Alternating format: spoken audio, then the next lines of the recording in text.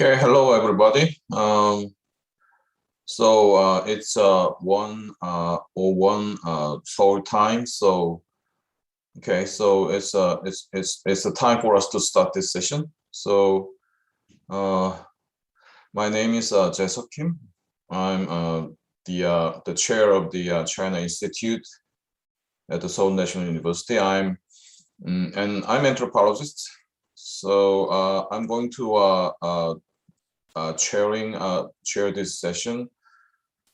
Thank you for coming to the third session of Asia-China dialogue. And as you know, we have two sessions yesterday. So first session was about US-China rivalry and strategies of Asia.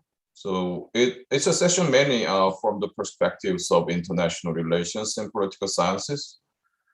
And second session yesterday was about Asian economy in China. So this session discussed the relationship between China and its neighboring countries from the economic viewpoint.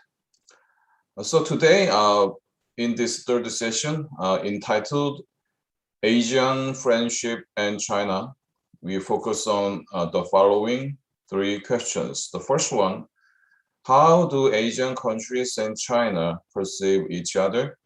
And second, what prevents us from building stable, friendly relationships in Asia? And the last question will be about how can we build desirable relations in this region? So focusing on these three questions, of course, it's not limited to these three questions. So in this session, we have total 6 participants. So when I introduce you, please raise your hand and say hello. Okay. So our first participant is Dr. Kyung from Seoul National University. Could you raise your hand? Say hello. Okay. And our second participant is Dr. Zhaohua from Beijing University, China. Hello. Okay. And our third is Dr. Kawashima Shin from University of Tokyo, Japan. And fourth participant is Dr. Pham Minh from Vietnam National University, Vietnam. Hi.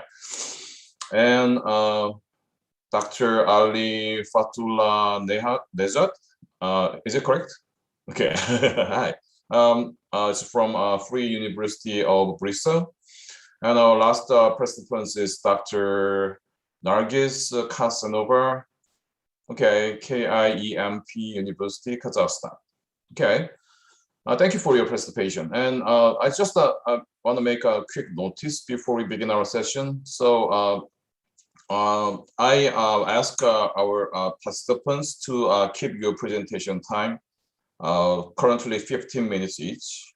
So we will send you first and second notice. So we'll hear the first notice when you have 5 minutes remaining. And we will send you a second notice when 1 minute remains.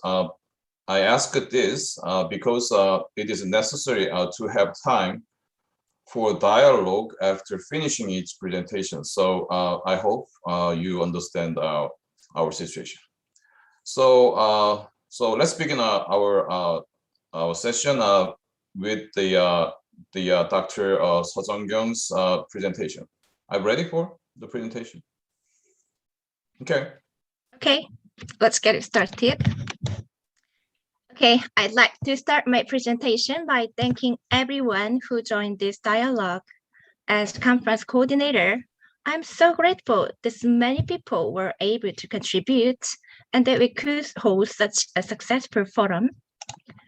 And the theme of session 3 is Asian friendship and China.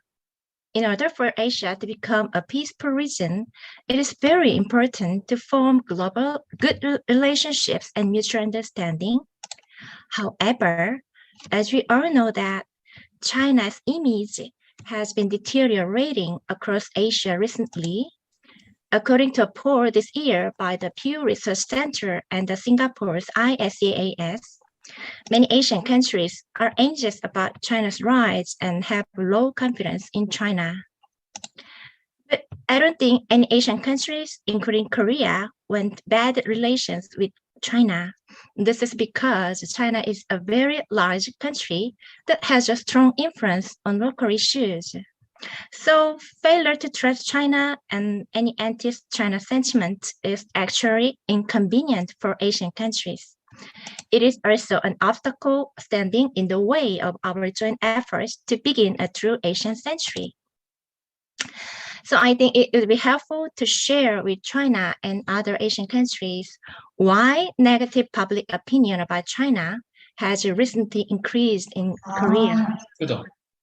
Of course, international relations and feelings are the result of mutual interaction, and we cannot demand that China alone take action.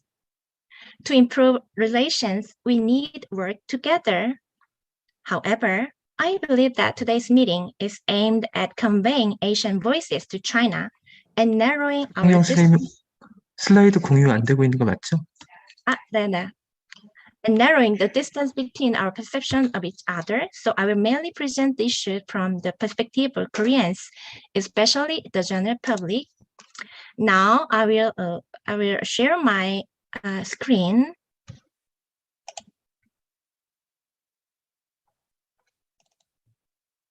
Okay, is it visible?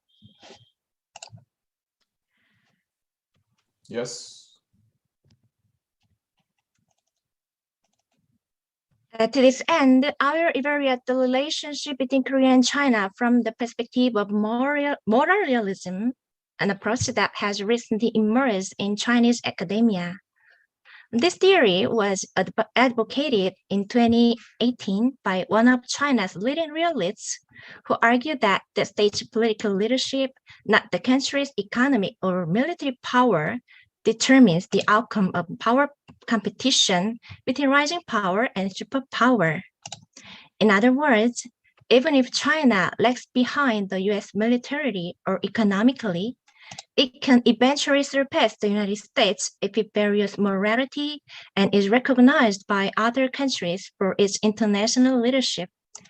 In conclusion, from the perspective of moral realism, I think China's diplomacy with Korea is failing, and I will examine what caused this and what are Korea's expectations for China. In my view, I'm sorry, I can't, oops. I'm sorry, okay. In my view, there are three variables that influence Korea's perception of China: political, economic, and social culture. First, Korean people's perception of how much China contributes to peace and unification on the Korean Peninsula. Second, Korean people's opinion on how much economic cooperation with China contributes to Korea's economy. And third, Korean people's perception of Korea and China share the traditions and social cultural domain. And these three variables are expressed to different degrees at different times and have a major influence on Koreans' perception of China.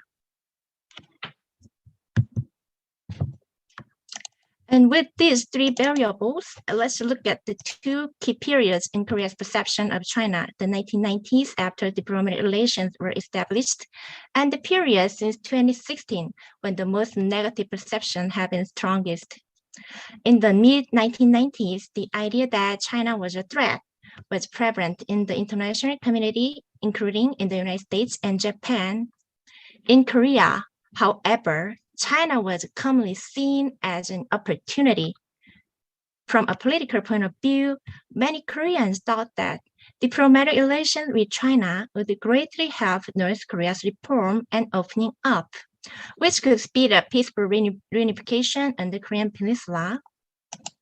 And more than 70% of respondents predicted that after diplomatic relations were established between Korea and China, China's influence would encourage North Korea towards reform and opening up.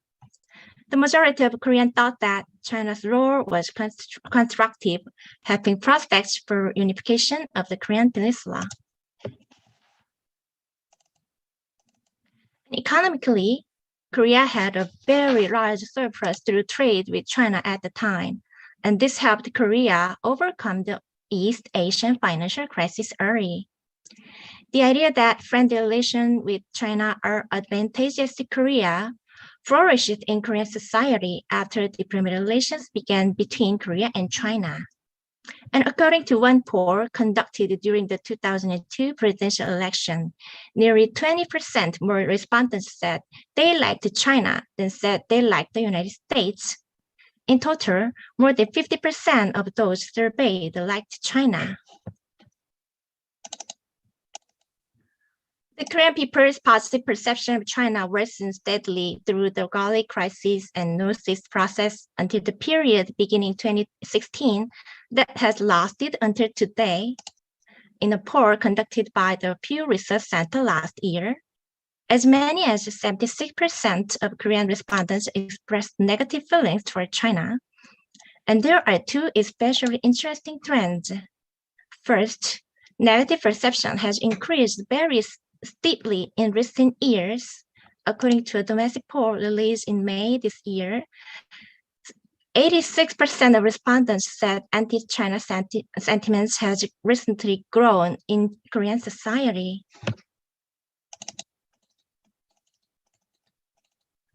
And the percentage of respondents who expressed hostile feelings towards China also reached 40.1%, up sharply from 60.1% in 2015.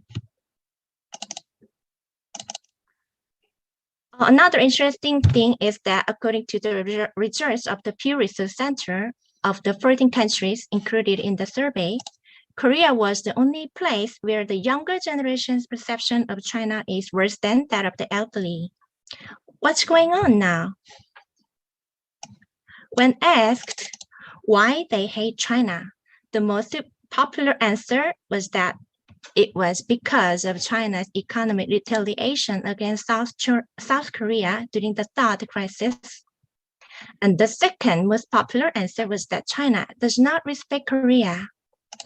And the third most popular answer was that they hated Chinese nationalism.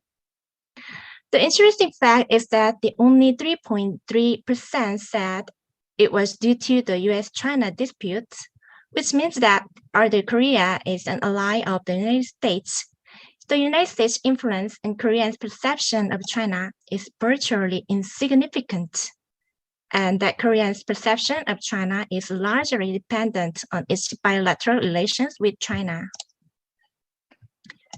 And China's economic retaliation against South Korea due to the Thaad crisis had a fatal impact on Korean evaluation of China in the political sector and as well as the economic sector. First, the idea that expanding trade and economic cooperation with China increased Korea's vulnerability to China began to emerge.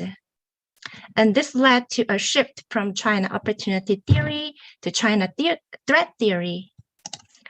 Second, the perception that China is Korea's main ally in the quest for peaceful unification on the Korean Peninsula has weakened. This is because China did not effectively place curb or sanctions on North Korea. It instead sanctioned South Korea. In addition, the public began to consider China's decision to impose sanctions on South Korea, but not the United States, as a sign of China's dual nature. China was seen as acting weak to the strong and strong to the weak.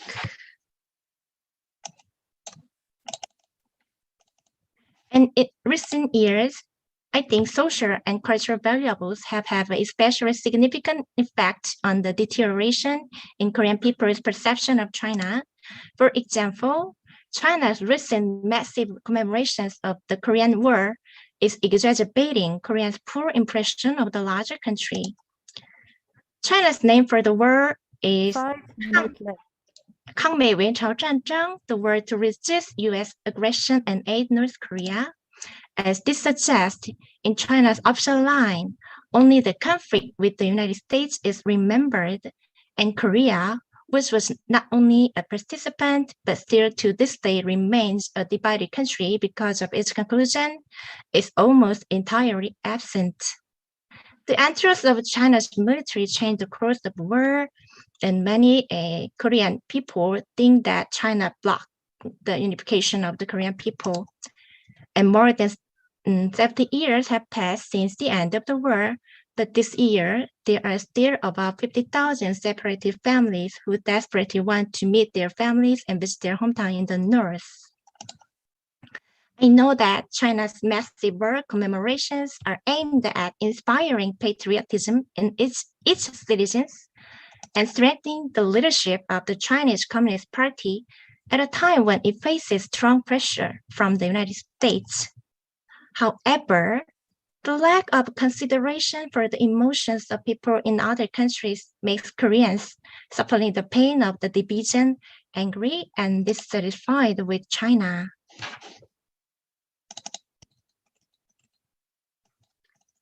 Furthermore, the recent war of words between Korea and Chinese netizens over traditional Korean culture seems to have had a significant negative effect on the younger generation's opinion of China. When a famous Chinese YouTuber posted a video on the process of making kimchi, they added the hashtag Chinese food. And the younger generation of Koreans criticized China for not recognizing Korea's traditional culture and falling into Chinese centeredism, which considers everything Chinese. And Chinese netizens criticize Korea for its stealing Chinese culture. And I think conflicts between Korean and Chinese netizens have also been amplified through careless media in both Korea and China. And due to the Korean wave, with its recent successes like BTS, Parasite, and Squid Game, young Koreans today are more proud of their own culture than any other generation in the past. I think the conflict between China and Korea over traditional culture is rapidly degrading young Koreans' perception of China. And the fact that Korean people's perception of China has deteriorated significantly, including among the young generations, will limit the flexibility of the Korean government's Chinese policy in the future. In Korea, public opinion often directly influences government's policy. As can be seen from the impeachment of President Park Geun-hye, public opinion is so influential that it sometimes even overturns the regime, a situation very different to China. If China currently believes that it needs friends and it wants to create the Asian century together, that China needs to understand the hurts of the people in neighboring countries. I'm a little bit concerned that in the face of pressure from the United States, China's thinking is currently a little bit too rigid. And this is not the China we want. As a neighboring country, Korea hopes that China will become a more relaxed and admirable country. Specifically, I hope that China will not simply treat Korea according to its strategic value within the framework of Sino-US relations. And it is best not to view policy in Korea as a dependent variable of policy in the US. If further Start-like incidents occur in the future, I hope that you will recognize that South Korea is not trying to attack China. And the core of the problem lies in the distrust between China and the United States. And China is also very proud of its long history of shared and mutually developed Confucian culture with China. Although China shares traditional culture with many East Asian countries, I hope that China will acknowledge that each country has developed a unique and original culture that it suits its own characteristics. In addition, China hopes that, as it has done so far, through economic cooperation with China, it will lead Asian economic growth and further contribute to the recovery of the global economy. In conclusion, I hope that China's moral realism in Korea will be well developed and realized. Okay, and China will be recognized for its leadership in Asia and become Asia's hope. That's it for my presentation. Thank you for listening. Thank you so much for the very timely presentation. And especially your presentation has both the current problems the Korean, negative perspectives on China, and also you offer some sort of the solutions to lessen that kind of negative perspectives on China. So I think it's a very interesting presentation. And our second presentation it will be given by Dr. Zhaohua from Beijing University. Are you ready for your presentation? Okay.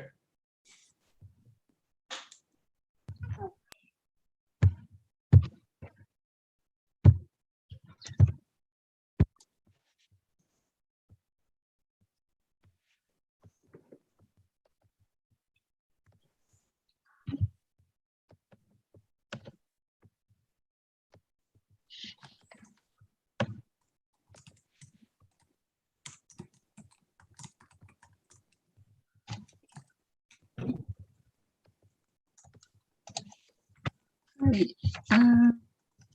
It's not full screen now, right?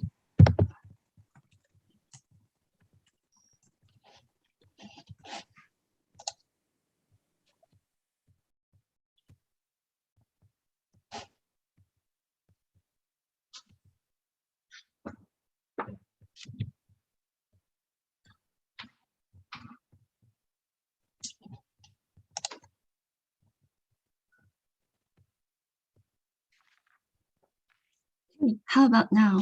Yeah, it looks nice. Okay. So thank you very much for the invitation of ISNU. It's my great honor to speak here today. Actually, I also believe that the topic of this panel is very timely and significant. And as a Chinese representative, I think most of all, I'm here to listen to the advice given by other countries. But I think from China's side, it's not our I think it will be better for us to offer our actions rather than words. So I'm going to talk about what we did in building regional trust and friendship in the younger generation, which Professor So has just mentioned, which I believe is truly important. And how is the effect with what we have got. Professor So also mentioned that the public opinions matters in the recent year.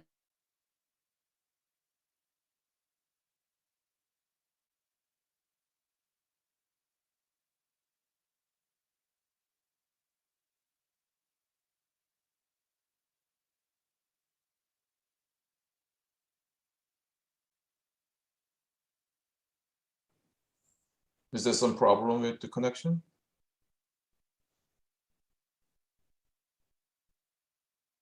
Can you hear Dr. Dong's presentation?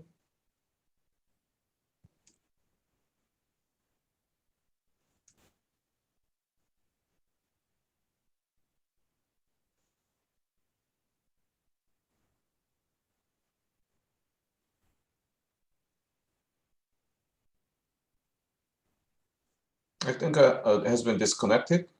Is it?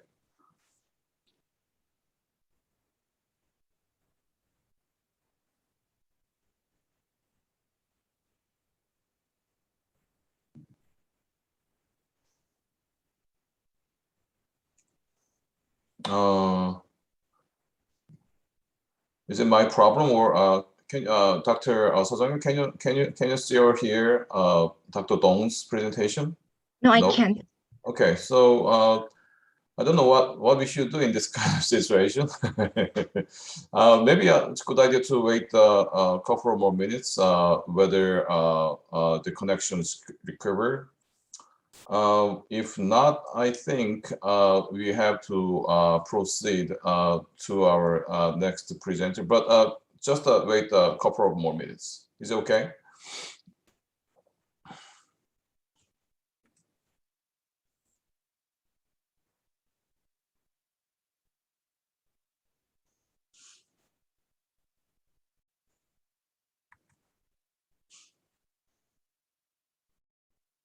I think Dr. Dong is back. Dr. Dong, you have been disconnected, so we couldn't hear your presentation. So, okay, I'm very sorry for let's your begin time. again. No problem, no problem. Take your time. Okay. Okay, I think I was stopped here about the recent China-Japan joint public opinion poll. And in this poll, we have both noticed that both the Chinese respondents and the Japanese respondents, the relatively good impression have decreased. However, we also noticed that about some 79% of Chinese respondents and 66.4% of Chinese respondents said that China-Japan bilateral relations are important. And respondents in both China and Japan had high recognition of the importance of bilateral ties and showed consistency in concerns of regional cooperation and coping with global challenges. We have to admit that it's a very difficult time for international cooperation because of the pandemic have stopped like face-to-face communication. Even for this academic conference, we cannot talk to each other in the same seminar room, but we have to use this virtual means. So I think it's extremely important to talk about what ways can we think about together to seek out of this difficult situation. So next, I would like to talk about what we have done about the Campus Asia Plan. It's a collective action of mobility program of university students, which was launched by the three governments, the Chinese, Japan, and Korea governments in 2011, which was exactly 10 years ago, and how it has done in accumulating experience and nurturing the future leaders who will play an active role in the region as well as in a wider global community. So very fortunately, PKU together with SNU and U-Tokyo was selected as one of the programs in the Campus Asia Consortia. So since then, we have developed this BSETO double degree master program on international relations and public policy.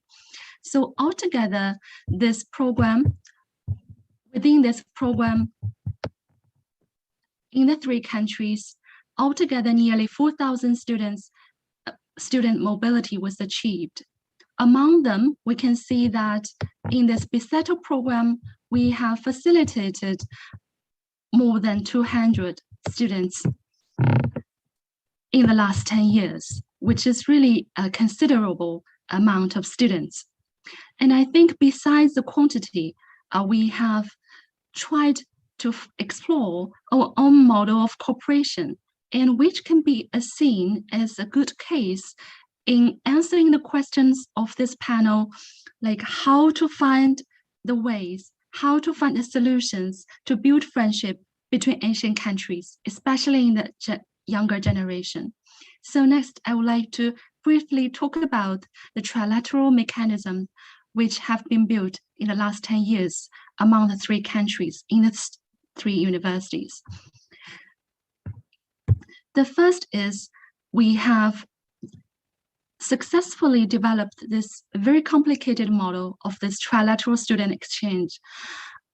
Basically, I think the core idea of this within this student mobility is that the student, no matter it is an exchange student or double degree student, it has to go through all the three universities.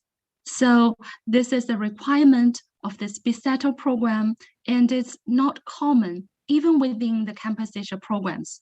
So we are very proud of this. I think only a very few programs have achieved this because it's very complicated and it will need very deep institutional arrangements and collaborations between the three universities. And we have successfully developed this joint academic board meeting. So here you may see that Seoul, Tokyo, and Beijing actually take turns to host this joint academic board meeting. And within this board, the dean of the three schools will discuss the very detailed arrangements of within the year within the program, and discuss the difficulties and problems that we face together, and try to find the most efficient way to solve this problem. And beyond the administrative level, we also have this trilateral international dialogue. We have so far had 4 trilateral international dialogue, which is called the Dean's Dialogue. Even in the most difficult time of the Northeast Asian, within the Northeast Asian international relations, we have continued this dialogue, and we tackled upon the most sensitive issues and try to be very much forward-looking and try to shape the future in the region. So this is very important in the agenda setting of this region, and I think it also showed the unique point that our discipline, international relations, can serve this region. And also jointly, SNU, UTokyo, and PKU together will develop these joint courses.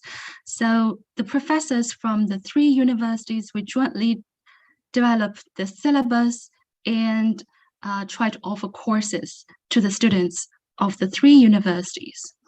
So I think if we look at this trilateral mechanism, it is very different from Erasmus, because at the very beginning, this Campus Asia programs, when it was launched 10 years ago, it was at the backdrop that the 3 governments noticed that the favorable views among the 3 countries, especially between the young people, has not been truly established. And at the same time, the Erasmus program has achieved great success in Europe, leading a global trend of international exchange and cooperation in higher education. So at that time,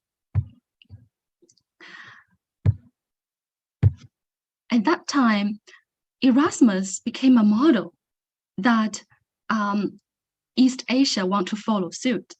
However, within these 10 years, we have built our own model that is different from Erasmus, because in Erasmus, there is a core university, which is as a coordinator. However, in our Campus Asia model, there is no such core university. Everyone is equal. And we jointly build this joint course, this joint academic board meeting. And there is no such a thing as core university. And this year, as this Campus Asia expanded to Southeast Asian countries, this model expanded exactly as what has been established in CJK countries. So this is again very different from Erasmus, because when Erasmus expanded to non-European countries, we can still see the very clearly the European center view. So I think, although it's only a 3-university program, but we can see the fundamental idea behind this cooperation is very important and valuable.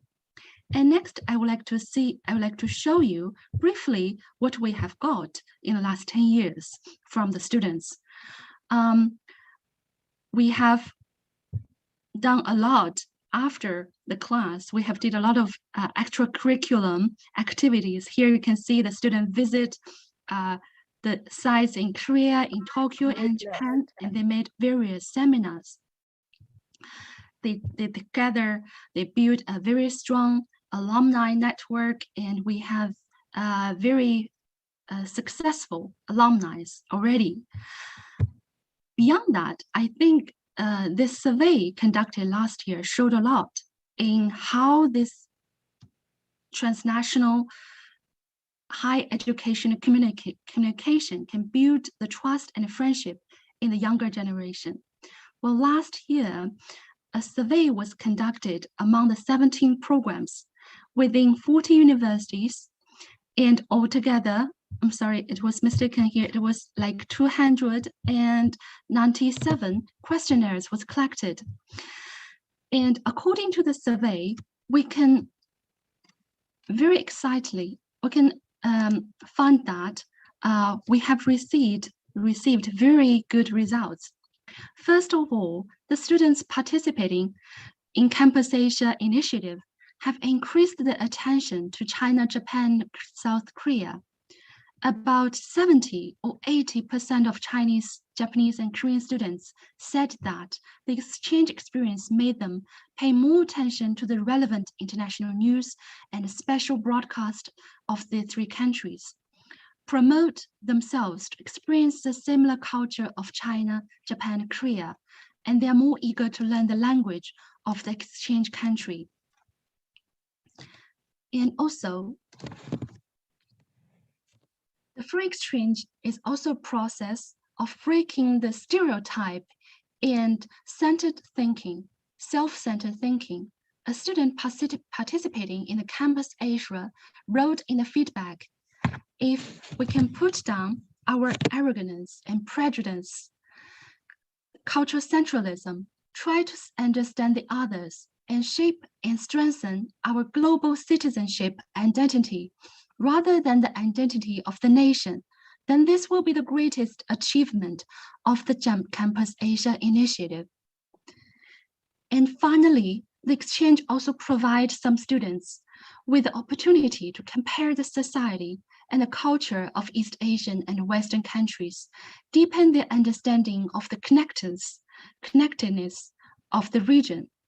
Some students wrote in their feedback after they joined this Campus Asia program, said that when I realized how profound cultural origins there are between the three countries, I often feel a kind of sadness because these three neighboring countries shared so many similarities in civilization and draw so much assets from their exchanges, but now they're deeply trapped in the territorial disputes and radical nationalism in modern historical memory. If politicians really have strategic foresight, if media can play a more active role, and if the people can put aside their prejudice to understand each other, Northeast Asian could achieve reconciliation, trust, and cooperation. So in final words, international relations are, in the final lesson analysis, about relations between people. Asia shares a common future, which will only be created through a communication, understanding, and trust among the younger generations. We are very happy to see that the Campus Asia program, even within the pandemic, we still see that the Korean students and the Japanese students 1 minute left. Thank you. Did not stop their way to come to China. And now we even receive more students than the previous years. So I think, although the student number are very small, but they will be the future of Asia, of the region. And I think this is just the meaning of international communication, just like why we are sitting here to talk about the future of Asia. So I think it is really timely and important, especially when we cannot travel, but only rely on media and stay in the comfortable information cocoons. So thank you very much again for your valuable and frank advice. And we all here and hope we can build a bright future together. Thank you very much. Okay, thank you so much for the presentation. Your And time is up. Please wrap up your presentation. yeah, already wrapped up. So, and I think the second presentation is more about the solutions. Before we talk about the current problems and or the mutual negative or positive perspectives on each other. So maybe we can consider your presentation as a kind of solution. So maybe we have talked more about yours in our discussion after we wrap up every presentation. Okay, so now we have our third presentation, and this presentation will be given by Dr. Kawashima Shin from University of Tokyo.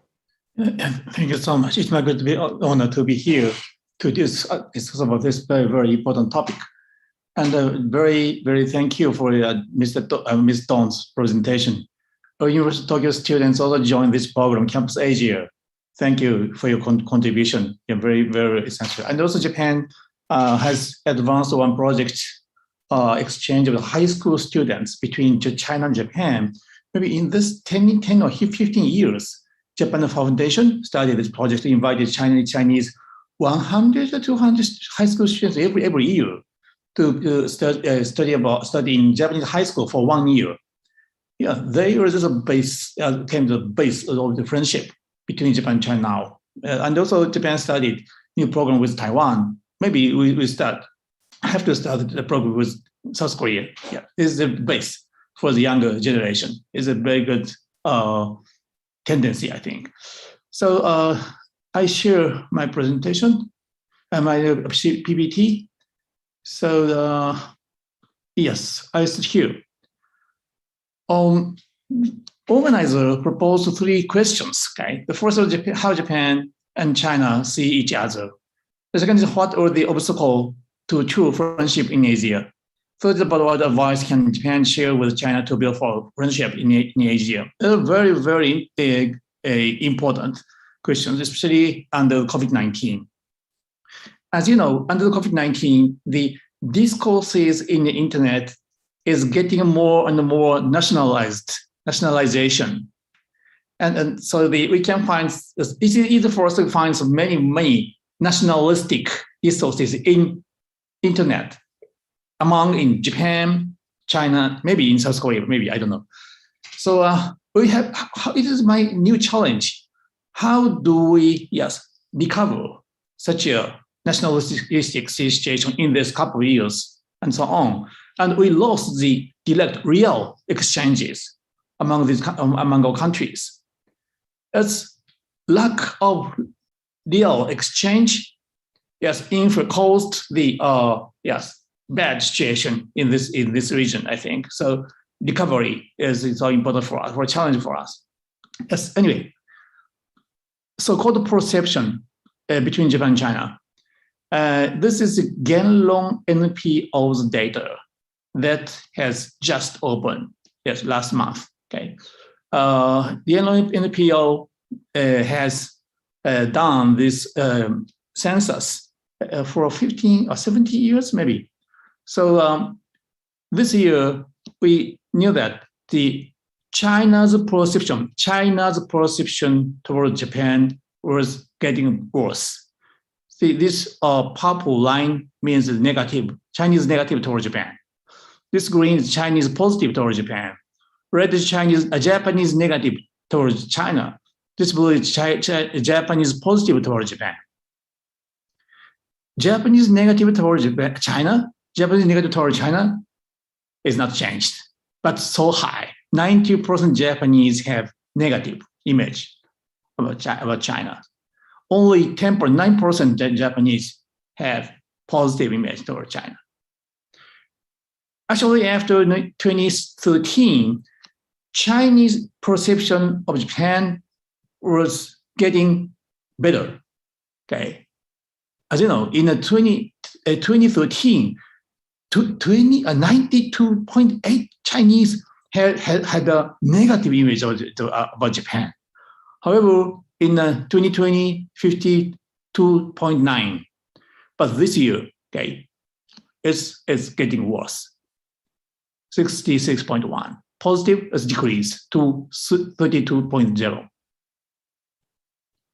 Okay, and this is the long-term census by Japanese cabinet. Okay, this line upper to lower. This line is positive. Japanese is positive to China. This dotted line shows the Japanese negative perception toward China. In 1980s, more than 70% Japanese had positive image, positive perception about China. However, after Tiananmen Square incident, 1989, the number was drastically changed, and the number is continues decreasing to 14.8. This is 7 or 6 years ago, and negative is decreasing so high. Okay, situation is drastically changed. While I was children, everybody loved China and the panda and so on. Yeah. And how about the international situation? Yes. This is sorry. There's a Pew Research data. Okay. Before and after COVID-19, most of the countries, a perception of China was changed. Okay. For example, United States to a 16% negative, now that 74% negative toward China, and the other countries are similar. France, Canada, and other Italy, Japan.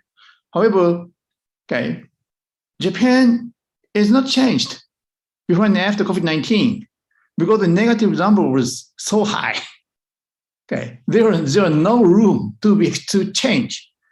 Okay, so the most of countries, number of negative positive is drastically changed before and after COVID-19, but Japan did not change. Okay. Yeah. So, however, we must point out one point. If we ask, Sino-Japanese relations is important for Japan?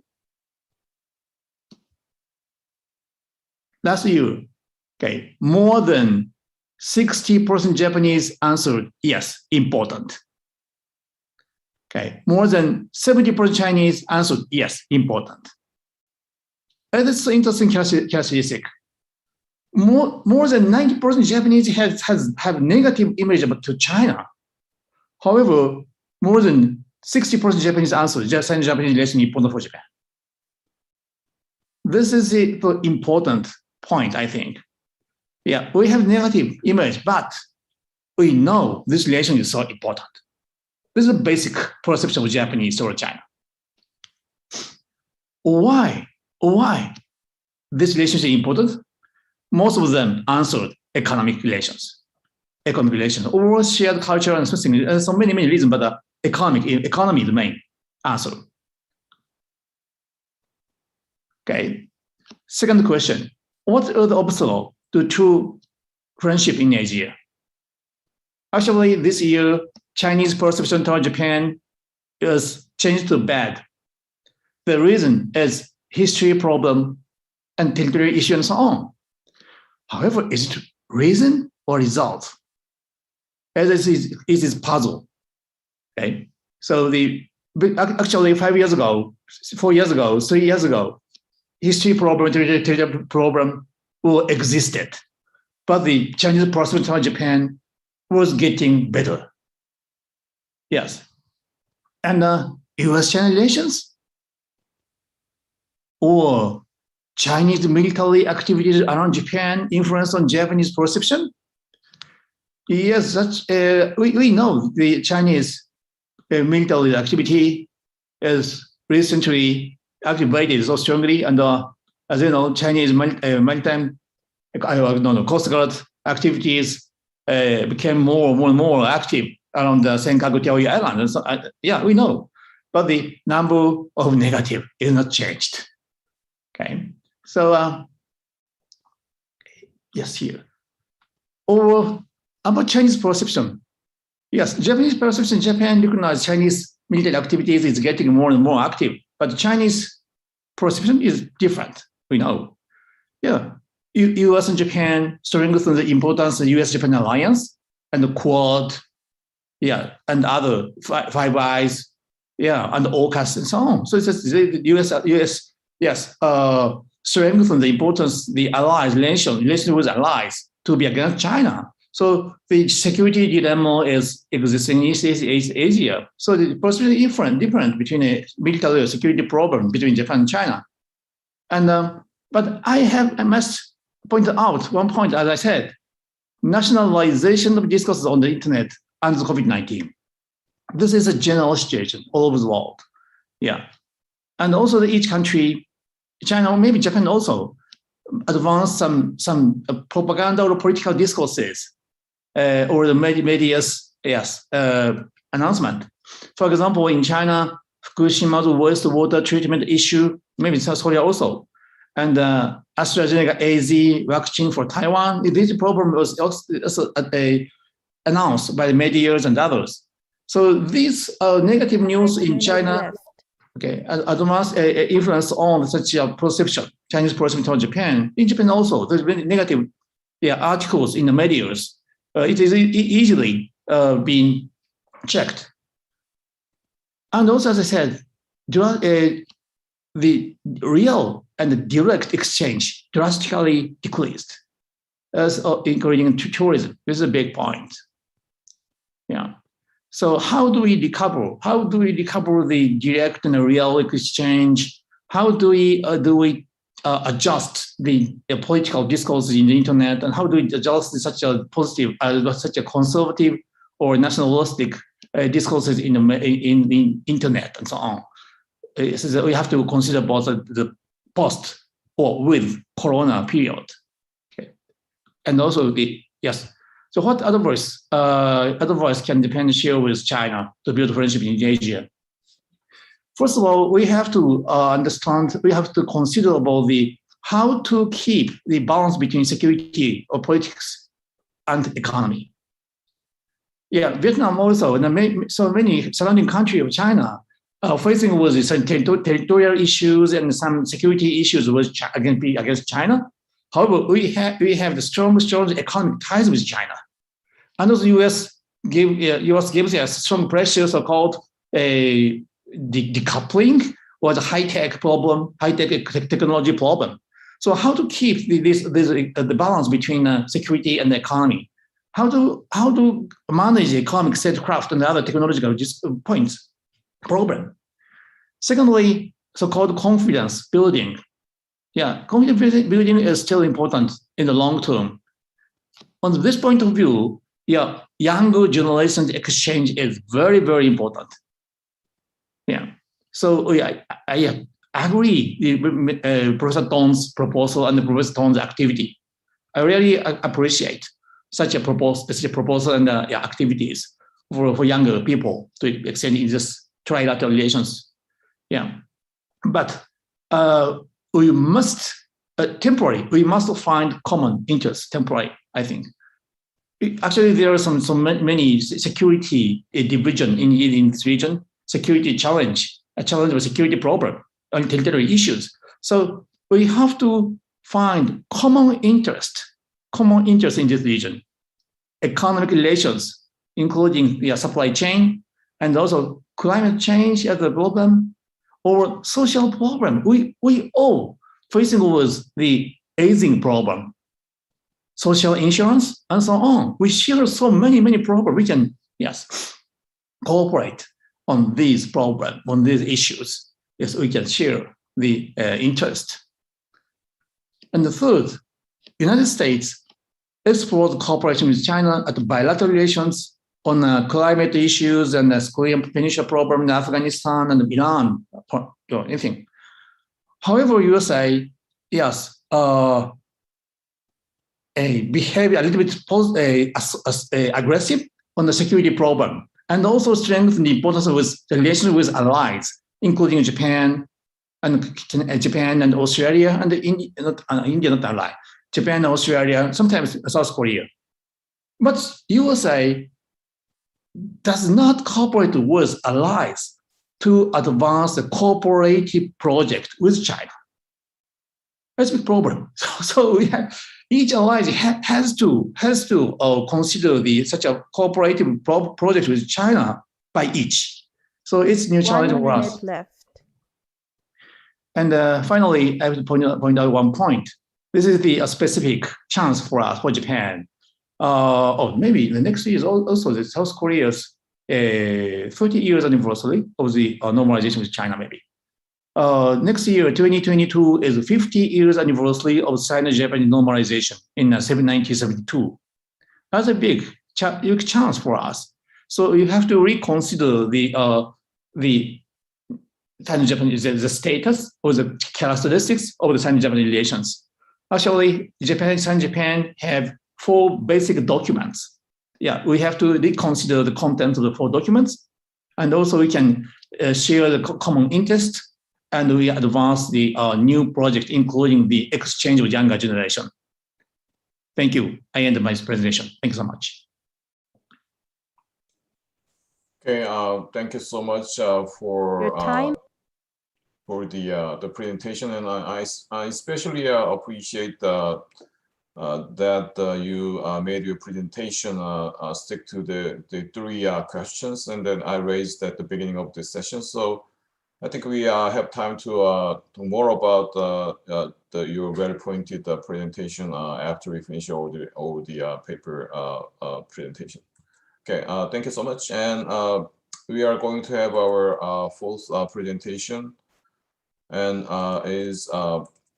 excuse me. And the first presentation will be given by Dr. Pham Minh from Vietnam National University. Dr. Minh, are you ready for your presentation? Yes, thank you. Thank you so much. Please, 1 moment for sharing the screen. Okay, take your time. Yeah. Okay.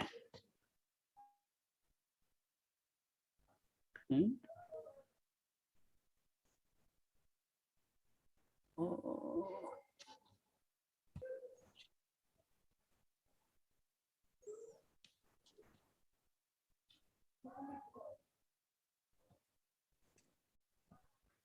Can you Yes. see the screen? Yes, I can see it. Yeah. First of all, I would like to express my sincere thanks to the China Center of the Seoul National University for inviting me to participate in this very important dialogue. It's my great honor to see so many prominent and young researchers from different universities in our region. So my because the limitation of time, I try my best to present my idea about the topic Vietnam between 2 giants and the dilemma, Vietnam's dilemma in the relation with China and the US. So I also would like to express my sincere thanks for the previous speaker presentation, especially the perception from Seoul, from Beijing, and from Tokyo. You mentioned some point that's very relevant to my topic also. How to deal with China? It's a main question for all of us. How to see China? And here in my presentation, I just focus on one question. It is a dilemma of small and medium-sized power. I think it is common problem for majority country in East Asia, because all of us are small and medium-sized. So my presentation consists of 5 points. Number 1, the rationale. I raise question: how can a small and medium-sized power deal with big power from theoretical perspective? The second is lesson from the past. How can Vietnam learn from our own history, especially from the time of the Vietnam War? Can you hear me well? Yes, it's very clear. Okay, good. And the third point is the current dilemma of Vietnam. It means that Vietnam between the 2 big powers, China and the US. How can Vietnam? I try to compare the position of Vietnam in the relationship with the US on the one side and China on the other side. Number 4, I give some recommendation, suggestion for Vietnam or for small and medium-sized power, especially in the question of the South China Sea dispute, and by the end, some conclusion. So let me to start with rationale. Okay. We know that our politics, our world politics, okay, our world, there are big power, small and medium also, and it is anarchy, normally anarchy world. And the main question is, how can small and medium-sized states survive in this world, whereby, okay, there are big and small, medium-sized power. So from theoretical perspective, for the small and medium-sized power, they have a different approaches. And here there are three: balancing, bandwagoning, and hedging. Balancing means a small state seek to counterbalance or confront great power. So it is one approach. Second is bandwagoning, when the small state choose to obey great power for peace. Okay, so for coexistence. Number three is hedging. Hedging is an approach whereby the small state simultaneously pursued many different, sometimes opposite policies, both cooperation and struggle to maintain a stable relationship with great power. So it is, at least we have a different approaches from the small power in the relationship with big power.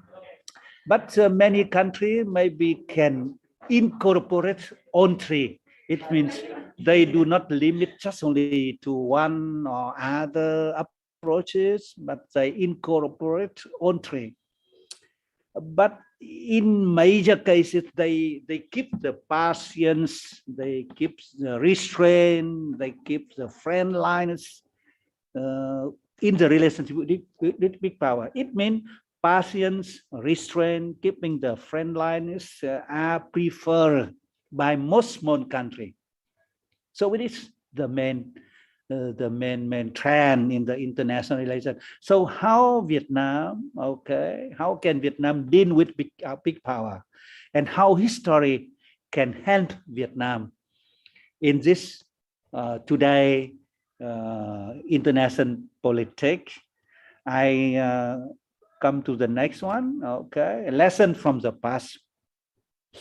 So during the Vietnam War from 1954 to 1975, Vietnam was a pawn in a global ideological and power struggle among the United States, China, and the Soviet Union. So the perception of each three states were different. For example, China would like to promote the policy that to weaken the United States. It means the Vietnam War would weaken the United States while simultaneously preventing expansion of the Soviet American rapprochement. So I think,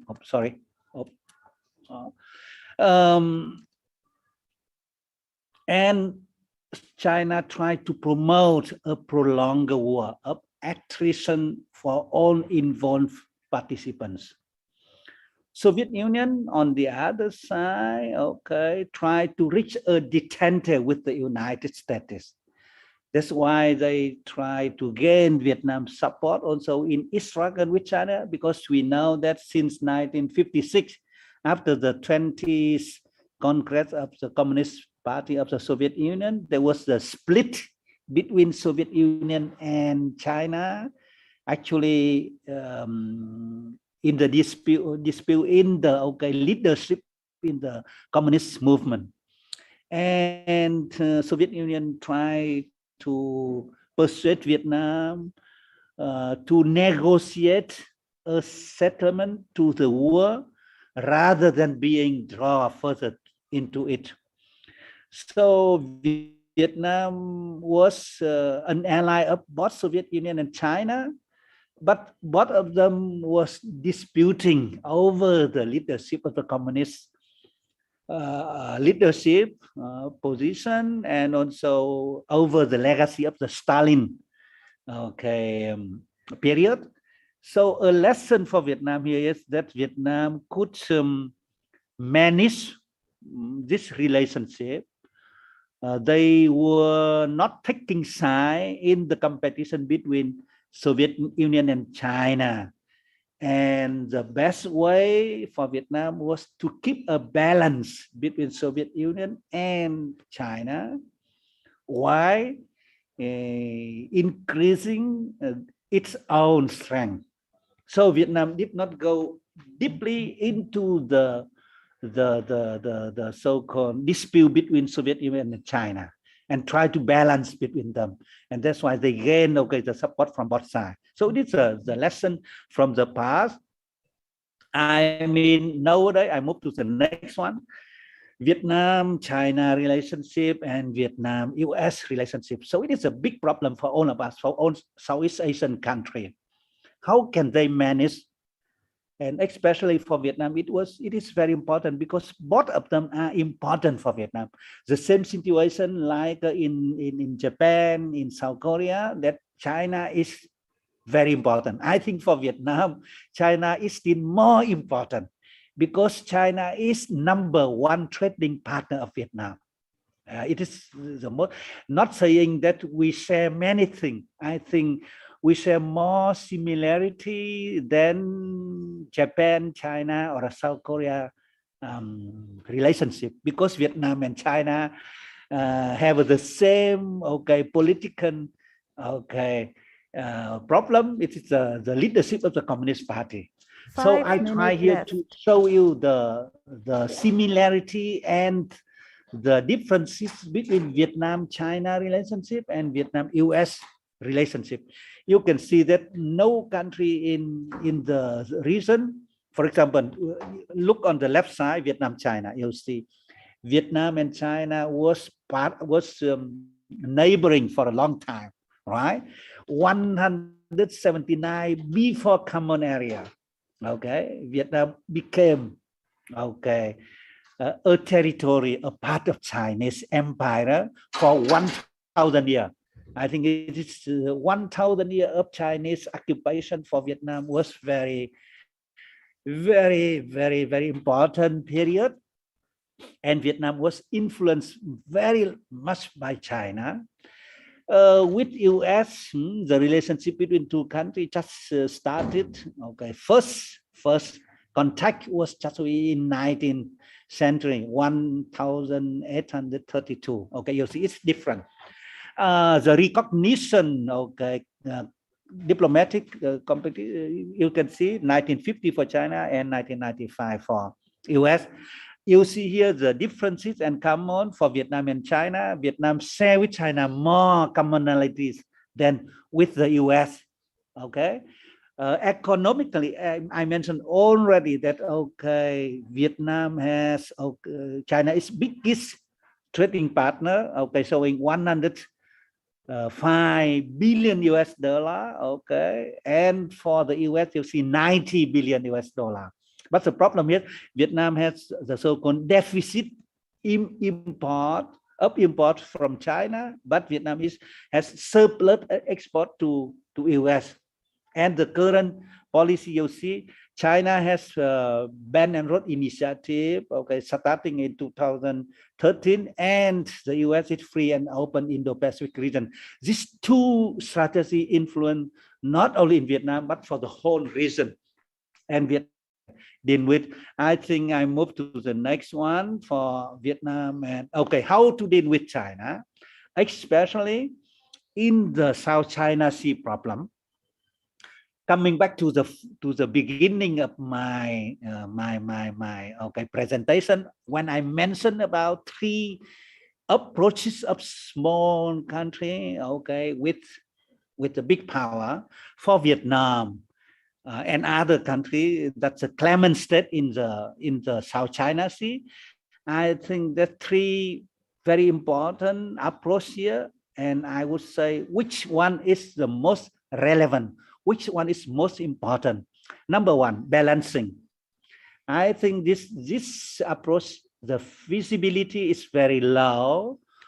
Why? Because okay, it is the Vietnam and China is asymmetric relationship. We cannot compare Vietnam with China. No country can compare with China in terms of territory, in terms of population, in terms of strength. So, and the second reason is Vietnam follow for no policy. It means no military alliances, no giving territory for other alliances, no taking side, and the so-called no using forces in relationship with other. And Vietnam is also has very close entanglement with China. So the balancing is not so possible. The bandwagoning is also very low feasibility because here Vietnam, okay, the 1 minute left. phenomenon and 4-month submission to it in exchange for peaceful relation or potential benefits is not impossible. This involves Vietnam moving away from the US and embrace China even more while making several concessions towards China. It's also, you see that it's impossible for Vietnam to do so. But the third one is hedging. I think it's very high feasibility because Vietnam follow at the same time economic pragmatism. Vietnam also have a direct engagement through communication, soft balancing, and hard balancing. So hedging is more feasible for Vietnam. I go to my conclusion. The lesson Vietnam learned from the Vietnam War was that it is successfully engaged both the Soviet Union and China and managed to secure support from both of them. Between China and that threatened Vietnam's sovereignty. Please wrap up your presentation. The South China Sea and the United States that threatened Vietnam Communist Party regime. The countries try to strike a careful balance, and getting along with ASEAN must be a priority for Vietnam. Because ASEAN does not require Vietnam to change its political system and does not follow an assertive policy with neighboring country as China. The hedging is feasible, but incorporating on trade is possible. So thank you very much for your attention. I am looking forward to your comments and questions. Thank you. Okay, thank you so much for your presentation, Dr. Pham, Quang, Minh, and I really enjoyed your presentation because I mean the first 3 presentations are all about the 3 East Asian countries, and then your presentation is from the viewpoint of the Vietnam, and clearly not among the East Asian region. So it actually provides a very fresh and perspectives on the on our relationship with China. Okay, I'm also looking forward to the discussion later. And now we still have 2 more presentations, and so our the 5th presentation will be by Dr. Ali Fathollah-Nejad. Is it correct? Yes, it is. Yeah. Okay. Do you have any PPTs for sharing? No, I don't. Okay, sure, no problem. Really. Yep. So a very good early morning from Berlin. So I hear it's already noon in East Asia, of course, because of the time difference we have.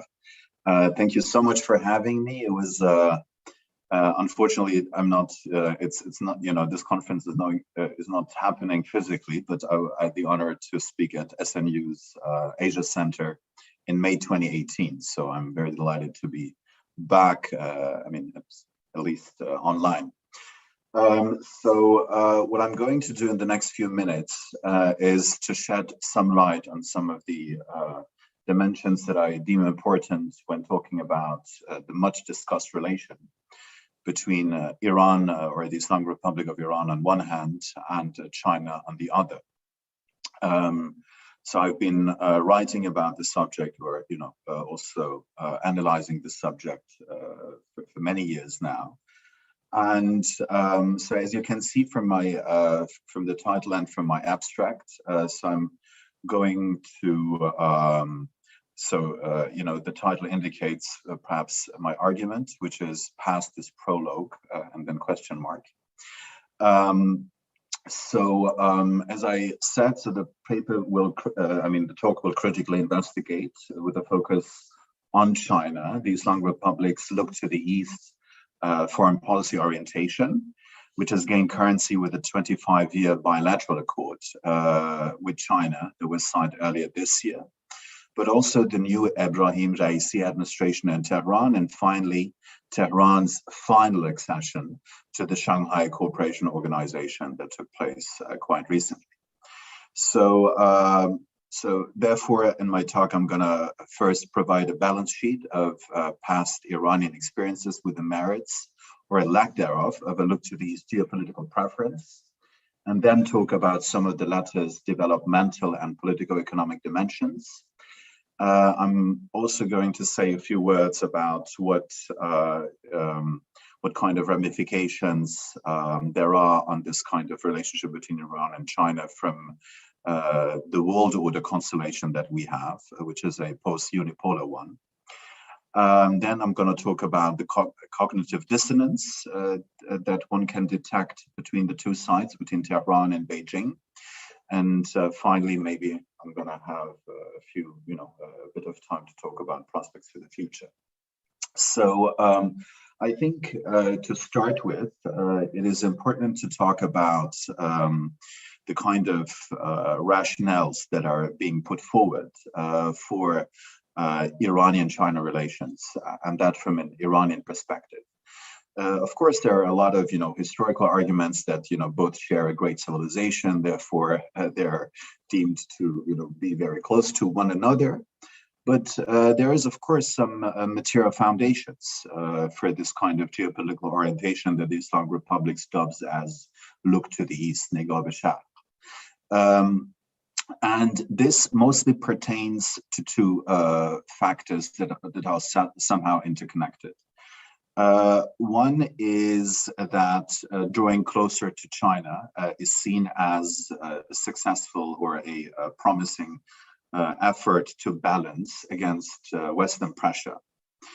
Second is the kind of material nexus that exists between West Asia and East Asia, between oil producers on one hand and oil consumers on the other hand. So this has been probably the most important material foundations over the past few decades for the Iranian side to argue to have a, to draw much closer to China. And if you look at, of course, Iranian geopolitical culture, you see that going back to the 1979 revolution, one of the main slogans of that revolution was neither East nor West.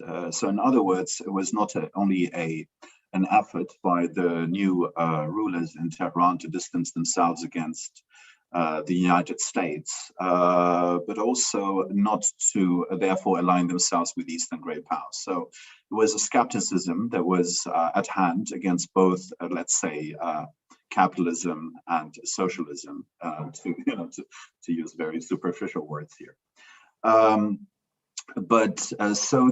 So that if we look at the past decades, we see different administrations in Tehran with different preferences in terms of geopolitical orientation.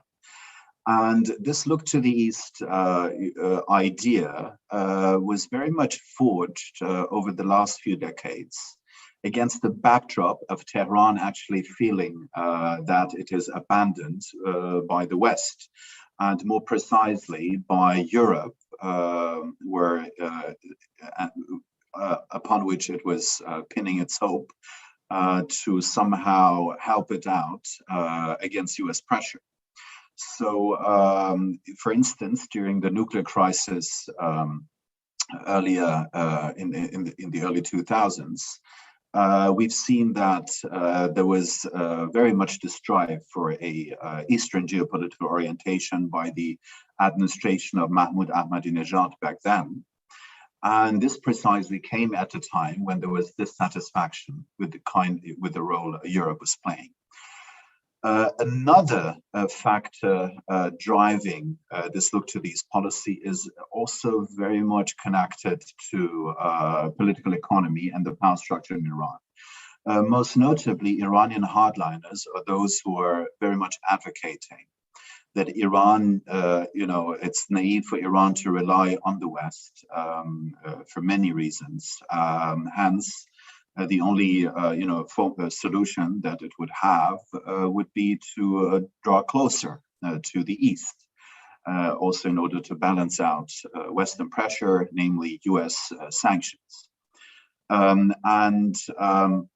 Of course, for the hardliners in Iran who are advocating the look to the East, and above all, the Supreme Leader Khamenei, also the political dimension is important here, because when you draw closer to China, you don't have to fear that Beijing at some point is going to table the issue of human rights. In terms of, so there is a affinity between autocrats here and something. So what I'm saying here is very much also echoing the first presentation that we had on this panel. By the way, I enjoyed all of them, that pointed out the importance of governance here.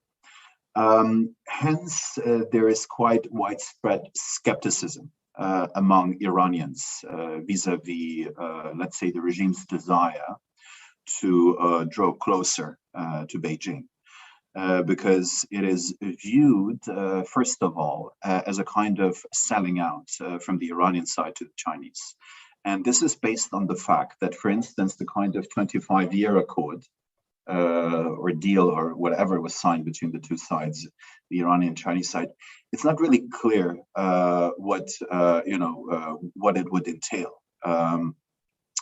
So there is the fear that there is a kind of sellout, both economically, but also in terms of strategically, and in terms of providing even military access for China to Iran. All of that is not clear. But first of all, what is clear is the kind of number that was initially reported by the New York Times in terms of the volume that this kind of Iranian-Chinese deal would entail, about $200 billion, might be far exaggerated. So let me say a few words about about the importance of the world order and constellations of the world order. What I'm explaining in my book that was published in May this year, Iran in an Emerging New World Order, which is based upon my PhD thesis, is that basically the relationship between Iran and non-Western great powers, be they China or Russia or even India, depends primarily on the nature of relationships between those Western non-great powers with the United States, which is still the most dominant state in the international system, despite much talk of a fully fledged multipolar order. What I'm arguing here is that we still have an imperial power that has a unrivaled sources of power, which pertain to the United States dominance in the financial and banking sectors. So if we have US extraterritorial sanctions, there was a lot of hope from the Iranian side that the Chinese are going to step in, and balance it out, and even increase oil imports. But quite the opposite has been the case, as we've been observing 5 minutes left over the past 1 and 2 decades. For instance, during the 2000s, we've seen that on many instances, those non-Western great powers were actually undermining Iranian interests. For instance, both China and Russia were consistently voting in favor of UN Security Council resolutions against Iran.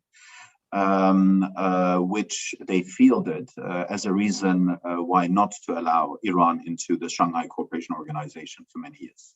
So, which is also quite indicative. And so with the, and later on during the Trump years, China basically at some point even halted imports from Iran. And so so the calculation is that, from those non-Western great powers, because the calculation is, the United States is much more important than Iran. So it's as easy as that. So there is a strong cognitive dissonance here. For Tehran, Beijing is the most important ally one could dream of. Whereas for China, Iran is only one part of a larger puzzle. There has been a tendency, there has been a diversification of Chinese oil imports from the Middle East over the past decade, which doesn't put Iran necessarily into the pole position in terms of the kind of relations that they have. So there was a lot of disappointment from the Iranian side about Chinese behavior. But as I said, Chinese behavior is totally, understandable given the constellation of world order and also the kind of, Chinese interests that they have. Nevertheless, because of Iran acting from a position of weakness, it is under, strenuous U.S. sanctions. Iran for the last decades have been probably delivering, oil at a preferential rate to China. So there's a lot of concessions from the Iranian side because of the power asymmetry that exists between both sides. And before coming to the close, as I said, there is a great public skepticism in Iran vis-a-vis the regime's desire to draw closer to China, even within the technocratic class. Because when in the 2000s the Europeans were leaving the Iranian market, the Chinese were replacing them, and mostly with, and this was very much to the distaste of the technocratic class in Iran, because China could very much, flood the Iranian market with its cheap products that were also detrimental to Iranian producers. So even today, if you look at the discussion in Iran, even within the publicly allowed mode of discussion, there is high skepticism. Very much also furthered by the fact that the spread of the coronavirus in Iran is also not detached from the kind of relationship that Tehran has vis-a-vis China, despite so Iran was continuing flights into China for many weeks, despite contrary claims in the public. And this is how the virus could very much also enter Iran. And once there was some criticism from the press, there was heavy pressure from the top authorities in Iran, along with the Chinese ambassador to Tehran, to very much stymie this kind of debate. So yes, there is a difference between the kind of interest that the political system in Iran has, which is viewing China as a saving giant against Western pressure, and the kind of perceptions that exist across Iranian society, not only in terms of Iranian relations with China, but for instance also with Iranian relations toward Russia, to talk about another autocracy with which Iran, feels that it needs to draw closer. So I'm going to end at this point, and I'm happy to provide further details and comments on any of those areas that we discussed so far. Thank you so much for your attention. Okay, thank you so much for your presentation, and just like the previous presentation from the Dr.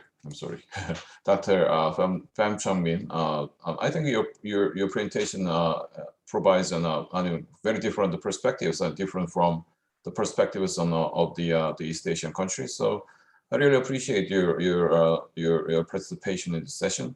And maybe I'll ask more about the you said in your presentation the public perceptions on China.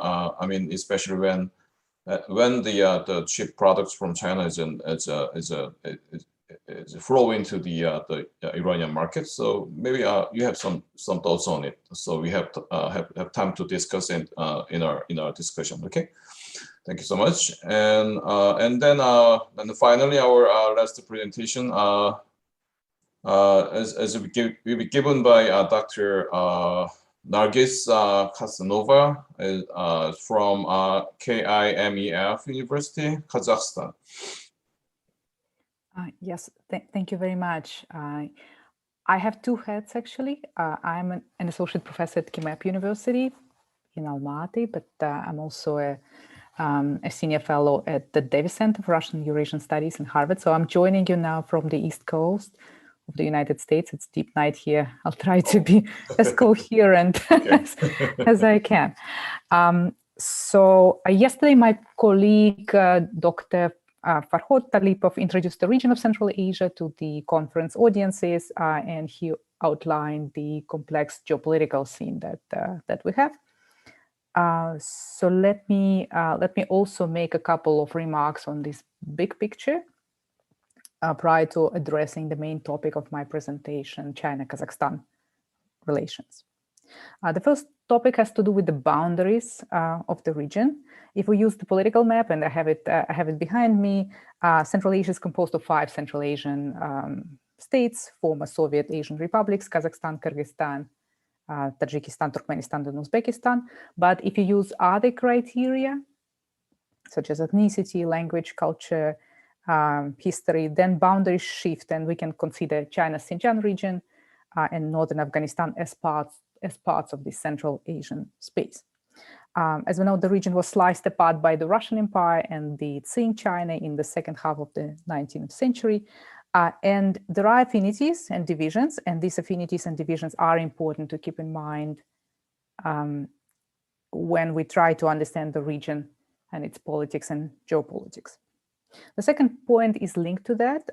Prior to this division, Central Asian polities had been involved in complex balancing games, managing relations with the big powers: Russia, China, Britain, the Ottoman Empire. Now, since the collapse of the Soviet Union and over the past 3 decades of independence, we see a somewhat similar dynamic.